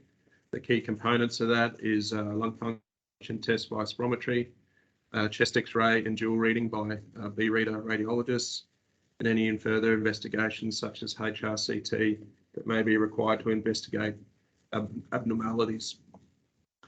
The surveillance is required prior to starting work and joining the industry, and then at least once every 5 years. It's the SSE's responsibility but the employer's responsibility to pay. Like the coal scheme, there are some exemptions. And if you read nothing else, I recommend getting across QGLA4, captures the requirements of the regulation and talks about each of the examination requirements. That's available online, and it also touches on some of those exemptions options. So if someone is not a worker on site, and also they can be assessed as low risk. So this mirrors the coal scheme. Obviously, a lot of our workers are contractors, labour hire. Can contractors complete the health surveillance on behalf of the SSE? The answer is yes, but just to qualify, ultimately it's the SSE's obligation. So I'd encourage contractors and SSEs to discuss how they're going to make those arrangements. Highly recommend discussing it with the workforce in what's required and what will be provided from, say, the contractor employer through to the SSE. And as the legislation is set up around the SSE's obligation, there are confidentiality restrictions, but because it doesn't detail requirements specifically for contractors, my recommendation would be get written agreement from contract employees to provide those health assessment reports to the SSE, which is the key requirement following the completion of the health surveillance. All right, just to make things, try to make things a bit easier for those who haven't delved into health surveillance before. The QGLA4 recognises the doctors and medical providers approved by RSHQ for the coal scheme, and they're all available on an online register. I would recommend in appointing the sort of overall supervising doctor, which is referred to as the appropriate doctor regulation, is to jump online and search for the supervising doctor category. So these doctors don't actually have to physically do the examination. They are the ones that are responsible for signing off, reviewing and signing off. You can use other doctors. They just need to meet the requirements of QGLA4. So there's about 67 odd supervising doctors on the register, 200 examining medical officers, which are the doctors that can do the actual examination and organise the spirometry and X-ray and the like. There's also some template examination and report forms online. These are just recommended templates. They're not mandatory. Other forms can be used, but if they are, they just need to meet the requirements of the guideline and regulation in the outcomes they're delivering. All right, and the other one is just a reminder that there is an obligation for SSEs to report any diseases that they become aware of through to the inspectorate, and there's a number of prescribed diseases there that are listed, and there's a link here to our website which provides guidance on how to report those diseases through. More information, we've got heaps of stuff online from the QGLA4 and the template forms, the register. There's an FAQ there that dives into some of the sort of nuances around this, particularly around transitionals. We've got the Miners Health Matters web portal, which has a number of videos and access to pocketbook guides, primarily designed to inform the workers and their families. Those pocketbooks can be downloaded, or you can order them for free, hard copies from us for free, and we'll post those out to you.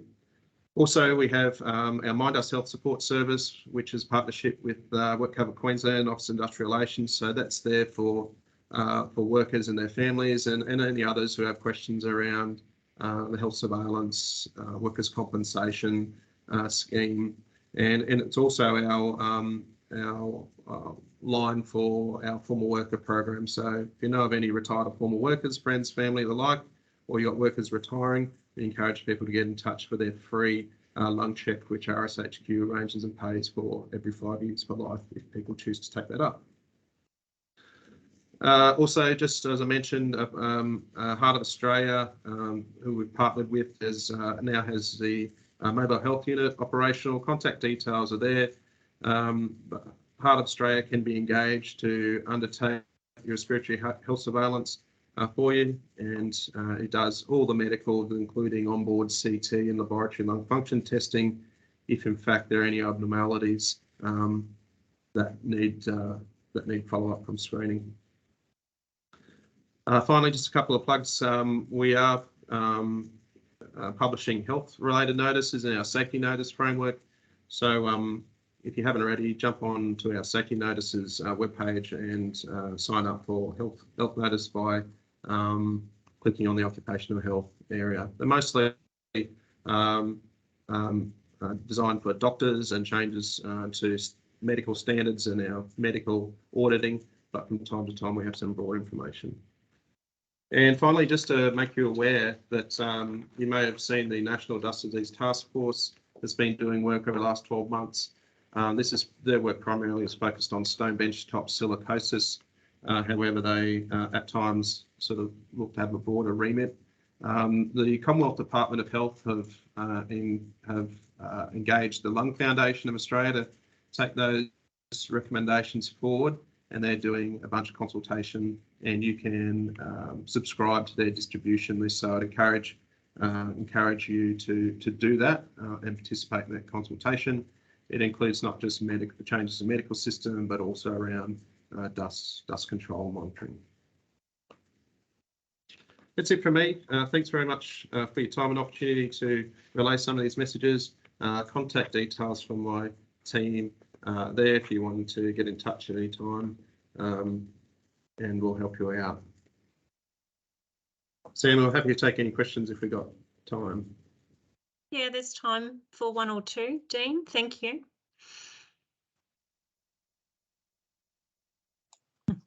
Yeah, Dean, I've got a question. Can you hear me? Yep. Dean, in regard from an SSC's point of view, where an SSC might risk assess a worker's exposure or requirement for respiratory health surveillance is minimal, what sort of things would you be looking at for them to document to show that they've done their due diligence there in that respect, if you know what I mean?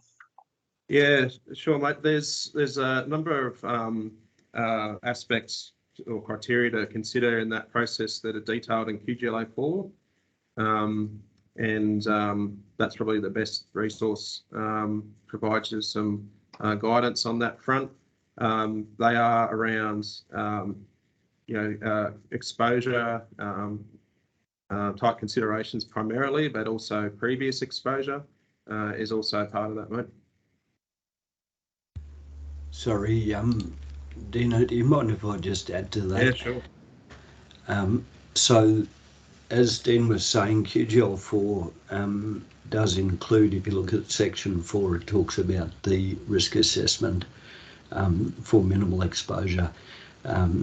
You would need to demonstrate that for that particular worker. So it's not a risk assessment for a class of worker or a seg, that's an individual worker.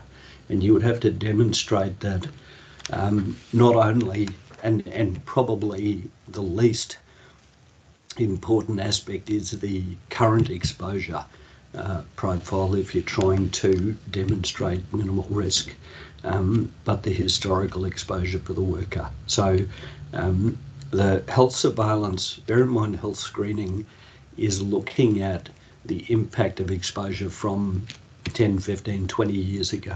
It's not looking at the impact of current exposure. So you would need to have a very sound risk assessment that demonstrates that that worker's historical exposure was not going to predispose him to a potential lung disease.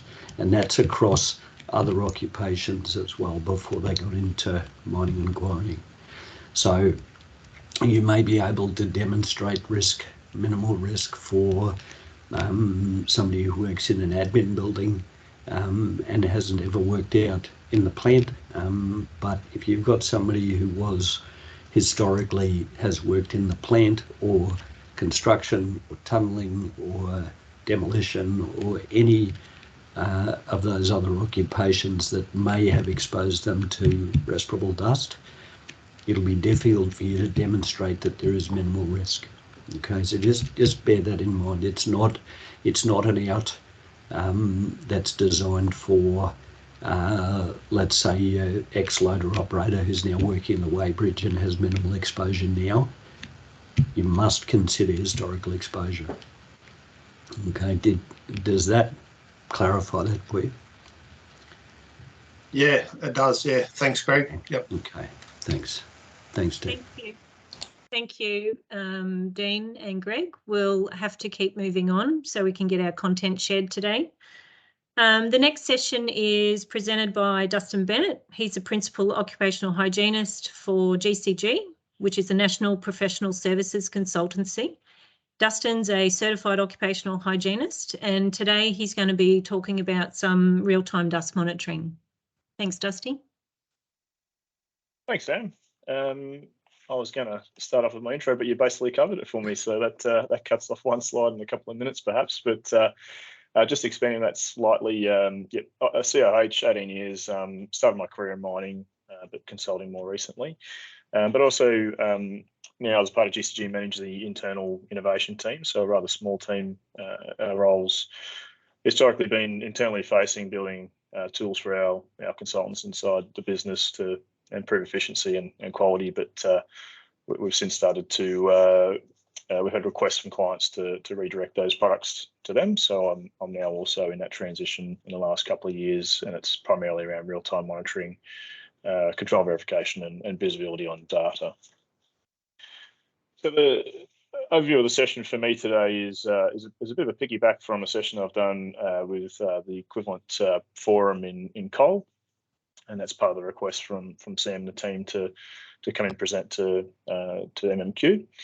And it's to share industry learnings on exposure control using real-time monitoring. It's something that's been around for a long time, but it's still, I guess, in its infancies for scalability. The agenda is broken up in two pieces, one on a bit of context around real-time monitoring in Queensland mines, and then a few dust control case studies themselves. And then noting that Morris is up next, and I've had a quick chat to Morris, and I've got a bit of an understanding of his program, and it looks like it'll align quite well to the information I'm talking about in this session, so it won't be too much double dipping. So the first agenda item, I just wanted to clarify first in the language you use. So you'll hear a lot talked about in industry about real-time monitoring or real-time particulate monitoring. That's probably the term that I prefer to use, is real-time particulate monitoring in this particular case, given we're talking about rest bowl dust and silica. But it's a bit of a bucket term, really. It's both thinking about real-time as it is actually defined, which is that data is being taken from a direct reading device. It can log those results, perhaps in 1 second intervals, and send that data somewhere for it to be viewed or analysed or actioned. But we'll often, and probably the most dominant use so far, is direct reading instruments, and it'll still be classified generally under real-time particulate monitoring, and their devices, for instance, that a person would wear on the hip, similar to a traditional dust sample, and then come back to a computer console, download that data wirelessly or through a cable, and then you've got access to that logged data again, 1 second intervals or 1 minute or whatever you've configured the device to be. So you get a similar output in terms of information, but there's different ways that that's actually being acquired, and we sort of get some confusion around the use real time when it's perhaps not real time the same day, quite commonly in this use. I want to start with, I guess, a bit of a top-down approach. So, what is the requirement? Is this needed? Where's the tie-in? Is there a value in doing real-time monitoring? And at an Act and Reg level, from a hierarchy state, there is no specific requirements for real-time monitoring at this point that I'm aware of. We are lucky enough to have a QGLO2 that's been mentioned quite a fair few times in this session so far. Has a tie-in to real-time monitoring, and I've sort of copied a piece of that segment out, and I've got the whole piece in a second in the next slide.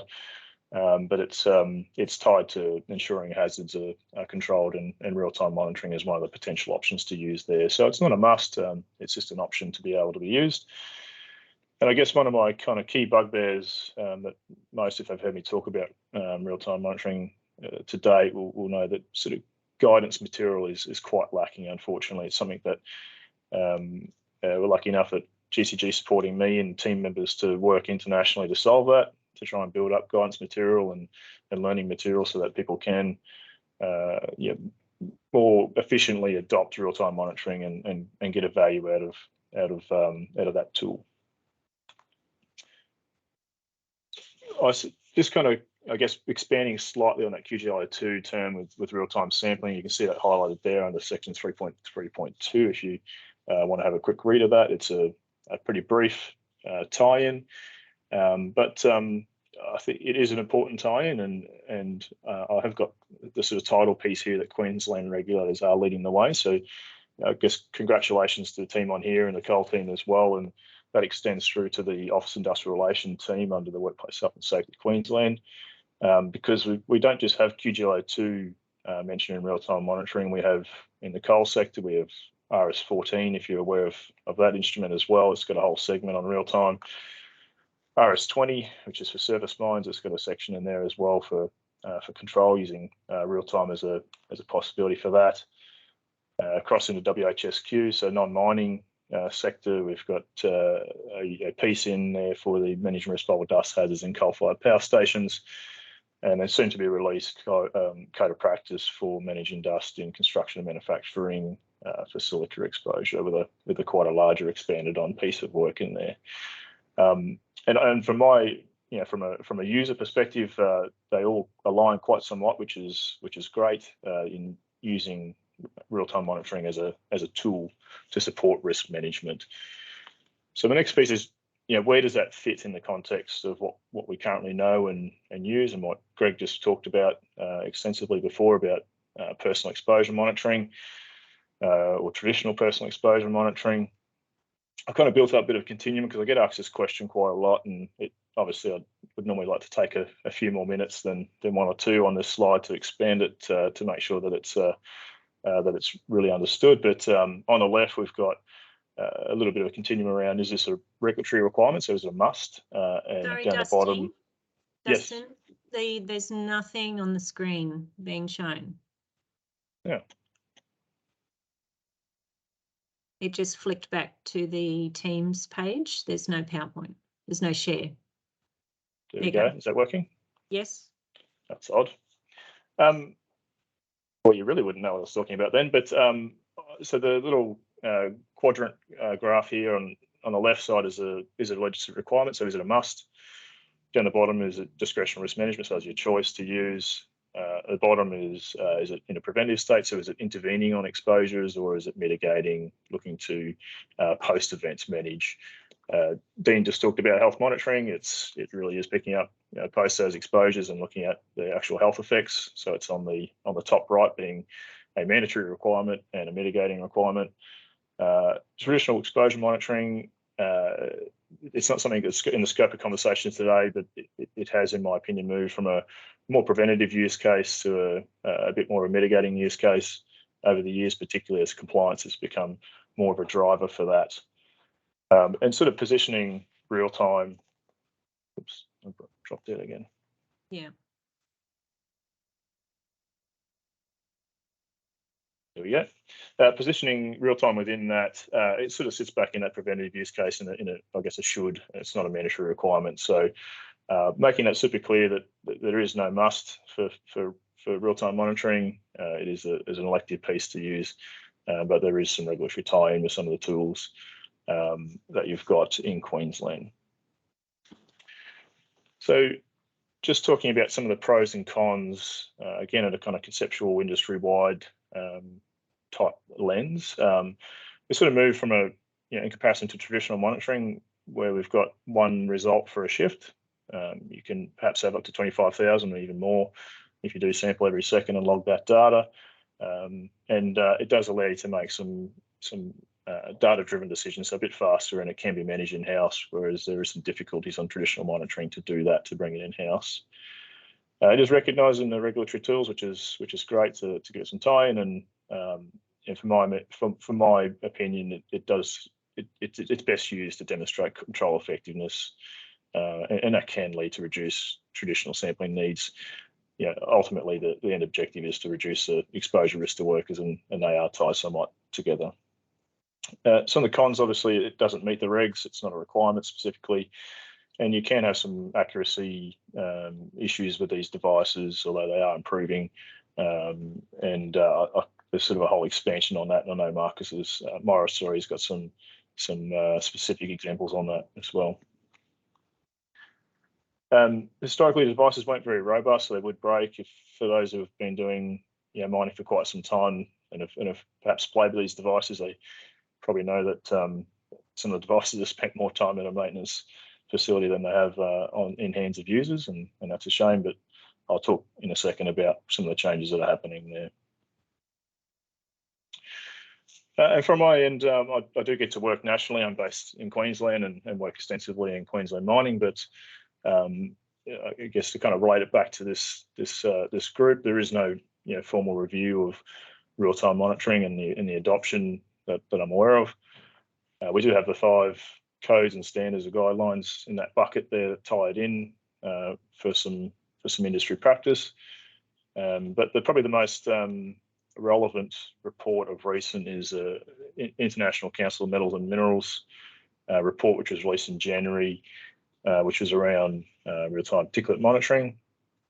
And that was an industry quiz or survey around use, costs, issues, benefits. That's been tabled in a brief paper. So if you are an ICMM member, you can get access to that brief.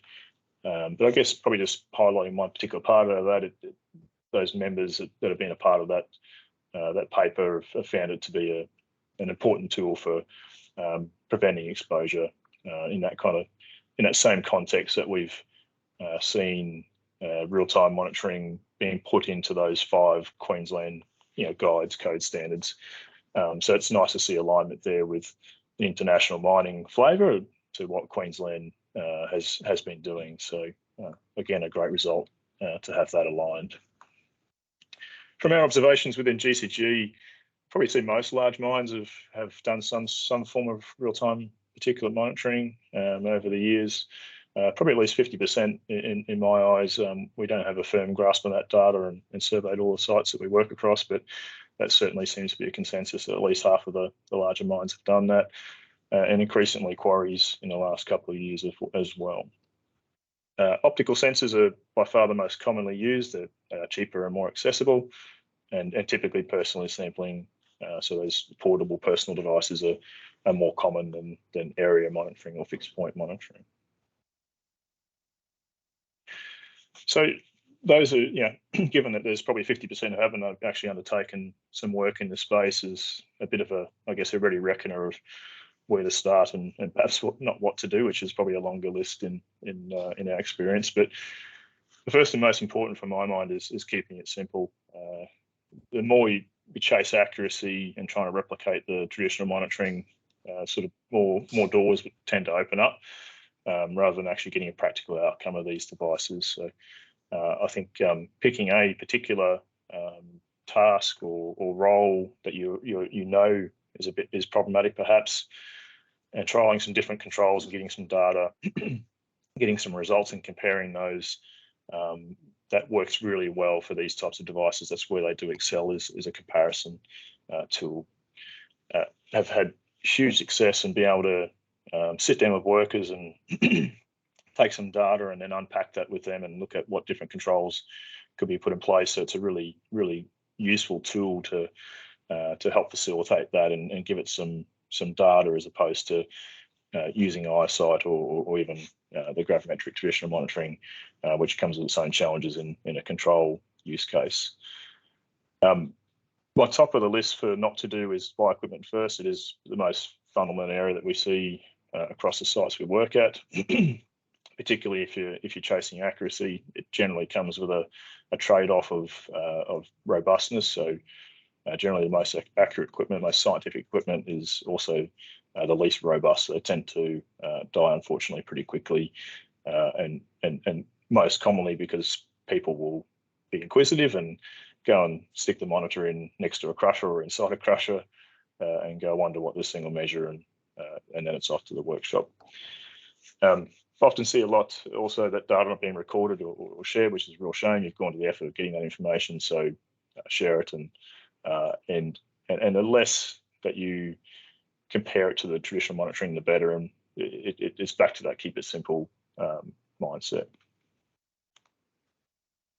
So that the most common next question I get after sort of talking about some of the fundamentals of how to be successful with real-time monitoring in a mining situation is, what monitor do I use? And before I give some sort of an answer on that, just it's wise to look backwards a little bit about what is happening in the market. So if I look pre-2015, there was a handful of devices on market for a decade or two that some of those units were available. So this isn't a new concept. It's been around for quite some time. Mostly scientific devices, so a lot of laboratory-based techniques that were brought into field. And in a sort of 5-year window, 2015 to 2020, we started to see some more devices land, and some more a bit more aligned to occupational use case. So they were a bit more robust and a bit more user friendly, so operators could pick them up and take a sample and use it sort of multiple days a week perhaps. And then more recently, really in the last couple of years, probably seen as many devices in the last 2 years as we have seen in the preceding 5 years. So we are seeing acceleration in hardware being produced and hitting market, and some of those triggers that Dean mentioned about black lung have one of the good things is that it has triggered some of these responses for hardware to come out. So my answer around what monitor to use does really vary on what you're going to use it for. If you are chasing accuracy, you'll likely be using a much more expensive device, a device that's less robust. And if you're chasing something that's user friendly and looking to get a pretty simple use case, then there are much cheaper devices that are much more robust. So that range can move from sort of $15,000 a unit to down to $3,000, and the market is responding, and we're seeing devices planned to come out in the next 6 months that are sort of circa $1,500 to $2,000, which I think is a great outcome. Moving on to the final bit of the session is just sharing some case studies. Some people may be familiar with these. I see a few companies there that have been involved in these ones. But the first one at a conceptual state is a A/B variant testing. So it's testing a control pre-post or two different controls. So variant A or variant 1, variant 2 testing. And I've used video for all of these scenarios because it just helps to really communicate it, but I don't necessarily promote that you use video for every assessment. It does become a bit more burdensome. And but in this case, it's a control pre-post evaluation of a mobile crusher. So the team are looking to put in foam suppression, and they wanted to measure the effectiveness of that pretty efficiently. So they replicated a traditional run from the operator to do the inspection, and you can obviously see visually in that in the video, but also in the data as well. There's a distinct difference, and I think it was a 50 time reduction in exposure potential for that particular task, and obviously a very easy decision to put in place and also communicate. So the second one it was used as a risk communication piece. So there was an issue identified, and it was then about going about embedding the change of that control and making sure that everyone were aware of that control implementation, and that procedurally everyone agreed that was the right choice to make. And it's back to some of Sam's comments around using compressed air. It is a bane of my existence, but blowing out compressed air filters, it's not a common task that people are aware of, but most sites that we've worked at in a mining, quarrying, and even manufacturing space have do this task quite frequently. And this is again a pre-post, so A/B variant testing, but where they've moved from using a clean out of the filter using compressed air to a washable filter. Results again very evident, but it just helps to support for everyone that it's a valuable control to invest in and make sure those procedures are are clear and making sure that control is a critical control for that managing that exposure. The third example, I guess, just giving you some ideas again about how you may go about deploying these types of devices or hiring them and getting them to good effect, is on the back of an exceedance. So a respirable dust sample as an exceedance, and an investigation. They identified some other potential controls to go about and set up a little program for half a day to test all those different variations. And appreciate there's a bit of moving video here and it's a bit clunky on your end through Teams, but you've gone from dry grinding a tyre rim, so this is a contact patch that's cleaned up before changing tyres on a HV, and then looking at some different types of controls. So what could really practically be applied very quickly to make sure that task could continue and not overexposing the worker, and just trying a few different types of tasks and finding one that works practically in the meantime until a deeper control review could be undertaken and sat down with workers. So they found that pre-washing, keeping the surface wet, was actually very valuable to reduce the amount of dust liberation from that high-speed grinding. And the last one we get asked is quite commonly is, we've got a problematic exposure, we can't get it practically controlled any further. What other controls can we put in place with a respirator, and then how confident are we that that's working? A little bit more difficult to do with P2s, the paper masks, but certainly from a PAPR type respirator, it makes it a little bit easier. And this is a control study program that we did. We were looking at different types of welding techniques and different types of controls. So this actually tops out the monitor. It goes above its reading range.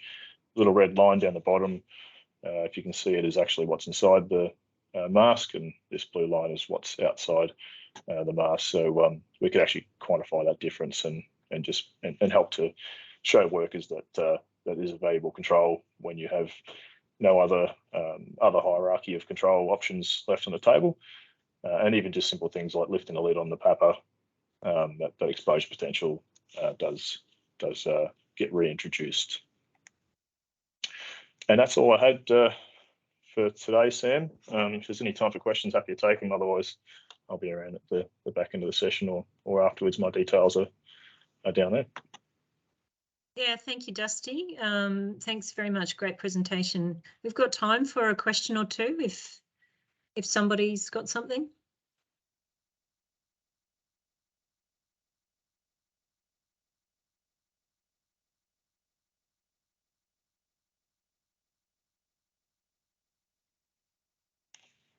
Looks like you might be getting away with it today, Dusty. I put him to sleep as well. All right, we'll go to our next presentation then. We're also going to be looking at some real-time dust monitoring and outcomes from Maurice Barnes. So Maurice operates a small occupational hygiene consultancy based on the Sunshine Coast. He's got professional qualifications in occupational hygiene, Master of Science and Occupational Hygiene Practice, and in science with chemistry and biomolecular science. Maurice is a certified occupational hygienist with the AIOH, and his previous experience includes managing the Navy Environmental Medicine Unit and working with Tier 1 construction companies. He's currently enjoying work with small to medium enterprises and spending more time at home on the Sunshine Coast. Hi, Samantha. Have you got me there? I do, yes. And have you got the screen? I have got your Teams screen, I suspect. Oh.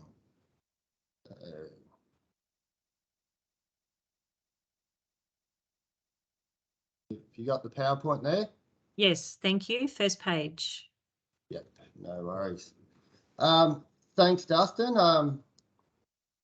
Yeah, don't buy the equipment first. I brought the equipment first, and I agree with what you're saying. It is, even with the accuracy, it's still a investigative and communication tool. So I'm just going to go through a couple of case studies where I've used the new monitoring equipment, and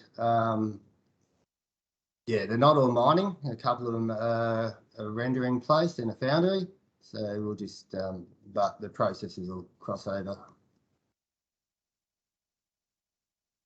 Not sure I've got this set up right. I can't see anyone, but I can see my PowerPoint slide.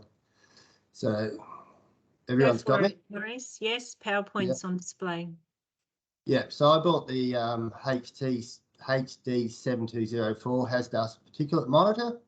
And the advantage with this monitor is it can do your real-time monitoring and you get a gravimetric dust sample, which can then be sent off for your silica analysis as well. So you can develop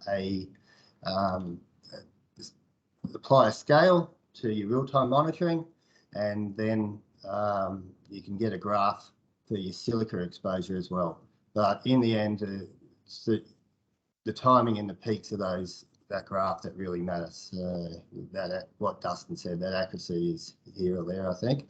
The big advantage is being able to get a sample that can be submitted as part of your MMQ sampling requirements. First example is the sand quarry. Its site, they've got a really strong commitment to safety. They've spent a lot of time and effort trying to get the dust and RCS levels down, and we still had some issues. If you can look to the bottom left of the screen, you can see the hopper, and there's a front end loader that loads that. That's the main operational work that happens.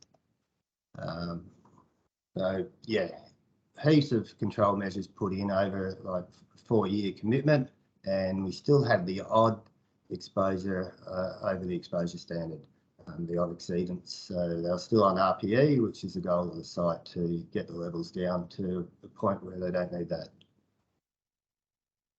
First attempt at doing the monitoring, we identified low background levels with frequent elevated peaks.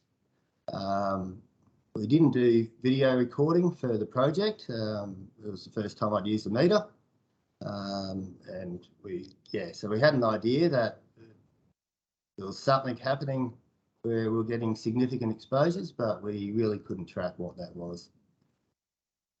Back there for a second time, where we did video recordings, and we got some large peaks. We identified those as when the front end loader operator got out of the cabin and was still in the dust cloud next to the hopper that had just been loaded. And the other frequent peaks were later, with some investigation, identified as happening when the front end loader bucket hit the hopper when unloading. So further investigation identified some deterioration in the air filters and cabin seals, and there was possible issue with air filter seals. So this site has some of the best commitment towards keeping their mobile plant clean that I've seen, and good maintenance procedures, but we still ended up with a air filter problem. Being a fairly well run and having the resources, last I heard the control measure was to get a new front end loader with positive pressure HEPA filtration and make sure that the inspection and maintenance programs are all up to date. We've got further monitoring coming up in the very near future. The rain that we had for a month or so really slowed that down. The other site that we've got here is a render manufacturer. So they're bagging 20 kilo bags. It's one of the better bagging systems that I've ever seen. It's fully robotic and isolated, dust extraction fitted to the robotic bagging system, and even as the bags come out of the system, the robot picks them up, puts them on the conveyor, and they go through a bag cleaner as well. With all that in place, same deal again for this site. We're still getting the occasional exceedance, so we still needed to keep the respiratory protection in place. We use CCTV to track the workers' actions. I much prefer CCTV to wearable video. I think wearable video can influence what the worker does, where CCTV, they forget about it. So what we found with the really large peaks that we identified is they matched up where we got a bag was overfilled and the actuator on the bagging machine expelled a puff of dust. The smaller peaks we identified as bags that weren't filled correctly, and the operators manually removed the bags to be reprocessed. So control actions to date for this site, the automatic bagging machine was serviced and calibrated, and at this stage it looks like that's reduced the manual handling of bags. The material the bags were constructed of was changed to material that's less porous. The operators were instructed to let the bags pass through the bag cleaner before they manually handled them, and we've got ongoing investigations underway to improve the efficiency of the dust extraction system. Again, I think I've got this site booked in for next week to further monitoring. And this other site included them because there was a bit of an issue with the meter, and I just thought if anyone else is going to get this meter, it's just one of the design things that I think aren't perfect. It's a foundry. I also want to ask you to pay a bit of attention to the screw elevator, which you can see in the bottom left next to the hopper. That's actually designed from the guy that runs this foundry, and he's a bit of a genius. I'll show you a couple of slides later. So what I wanted to show out of this one, if you look to the bottom right of the screen, on where the GS3 cyclone connects to the sensor head, it's just an O-ring connection. So any physical work that can get knocked off. And if you look to the very right, that's where the respirable cyclone came off, and we're actually measuring inhalable dust there. So it's there's potential for some aftermarket modifications there, but it was just a little bit of an issue with I wanted to highlight going from my stuff ups.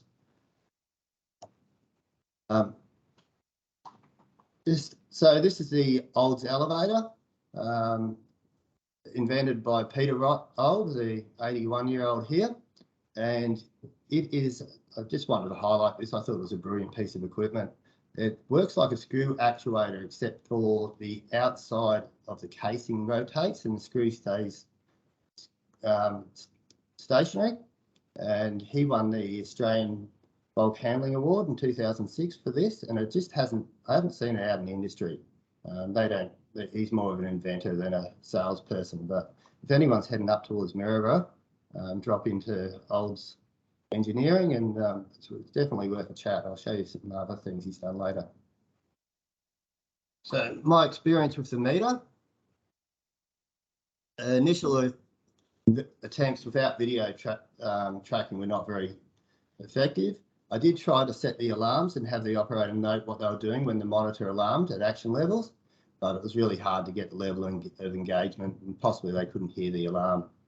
You do need to have previous data to be able to determine the alarm settings. They need to be based on the RCS content of the material.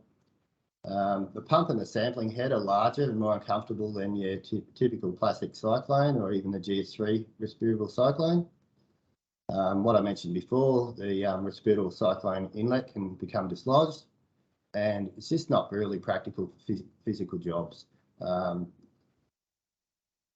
one thing I've seen a big push for recently in construction industry is to try to use these real-time meters for static sampling as an alternative to personal sampling, and just wanted to highlight we all know that personal sampling is the requirement. You get about 5 or 10 times less, a couple meters away from where the actual work's happening. Yeah, I have seen a strong push from the unions and a lot of construction managers to place a static sample in the middle of the floor and then set some alarm levels and use that as your control measure, where I don't believe it'll ever be effective. Yeah, what I mentioned before, the monitor is expensive and I'm limited where I'm willing to use it. It is good for identifying dust sources where initial control actions have not been effective.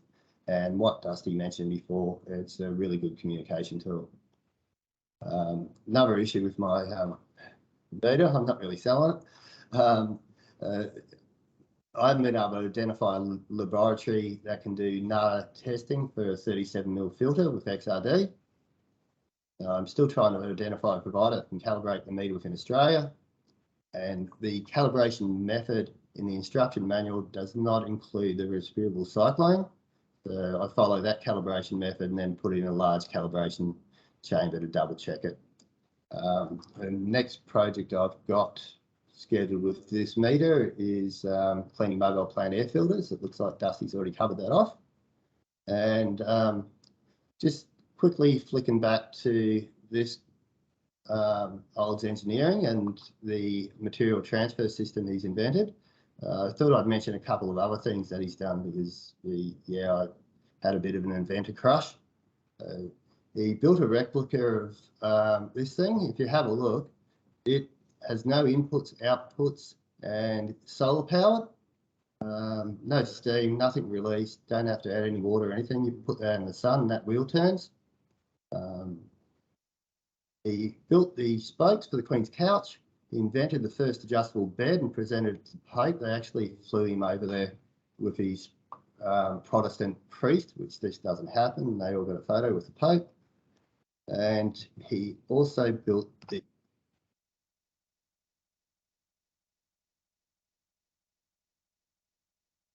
oops.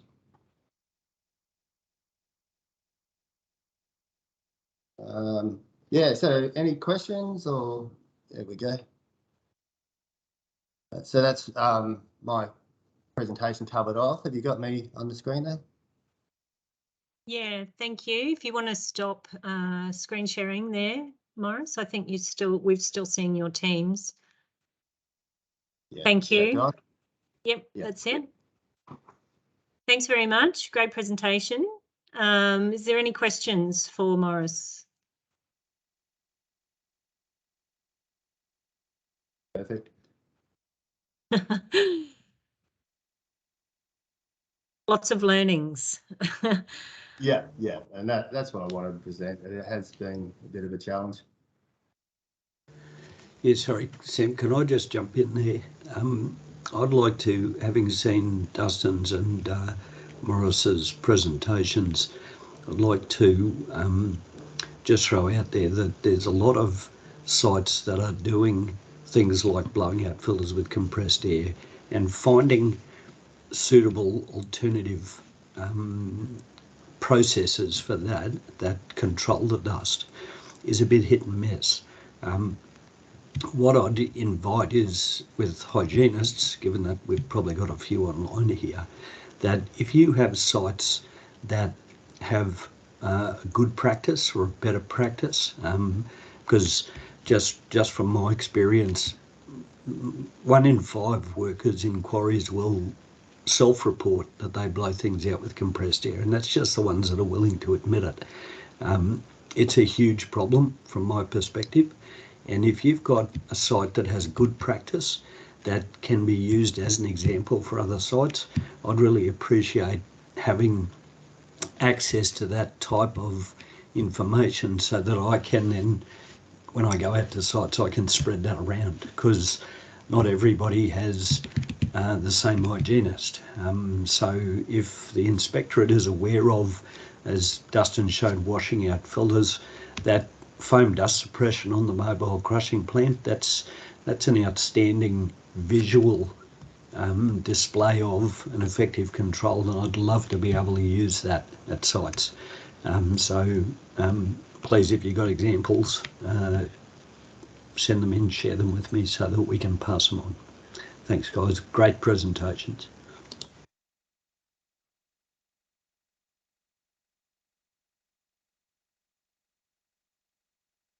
Okay, thank you. Well, we're almost time up. So there was just one last thing I wanted to raise is this is our first meeting covering off in the health and hygiene space for mineral mines and quarries. So just to have a consider of structure of meetings moving forwards. You know, if to have updates from the inspectorate on health and hygiene and allow for some questions.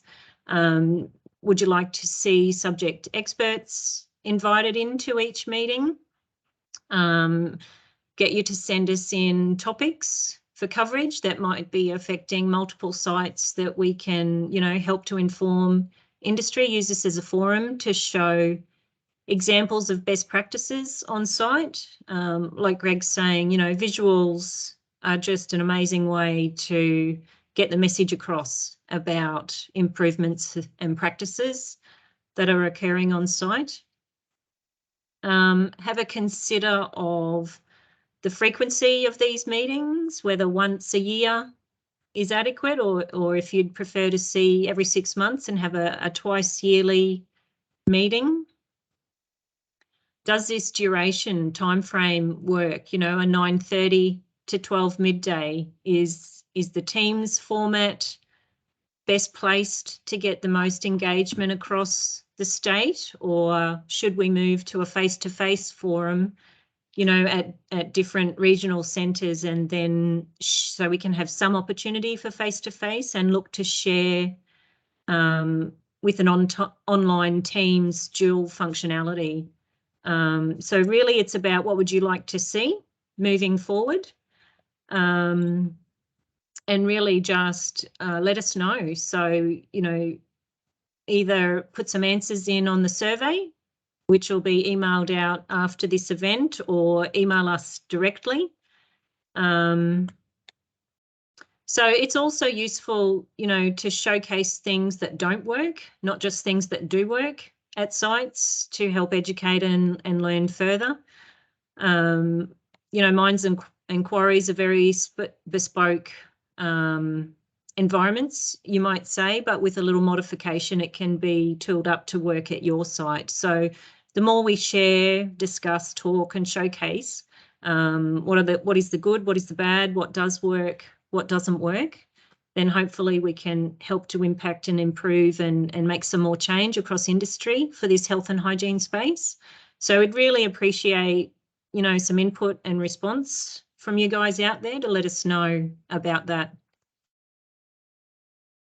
Yeah, so if you'd also, you know, if you're a site and you'd like to have us on site for the meeting, where we can, you know, have some invites and have a bit of a showcase around your site from a face-to-face point of view, and then share an online Teams forum, we're receptive to that process also. So yeah, that's really just to have a consideration of those things and share your knowledge and inform. So now there's just a few minutes left before midday. Is there any other questions that people would like to ask while everybody's online? You got everybody in the room, so to speak. Samantha, I've got a question.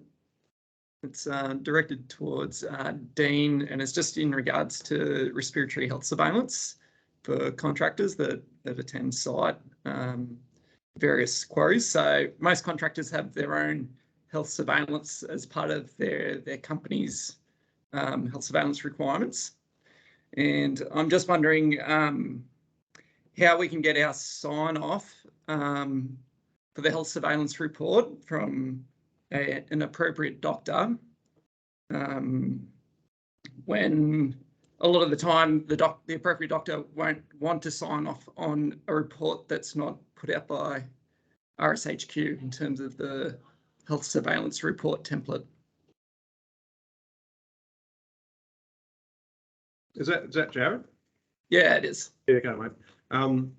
Yeah, look, I understand that yeah, those who work in different industries and may have done health surveillance, say for the purposes of Workplace Health and Safety Queensland or other jurisdictions, may already have some sort of health monitoring report.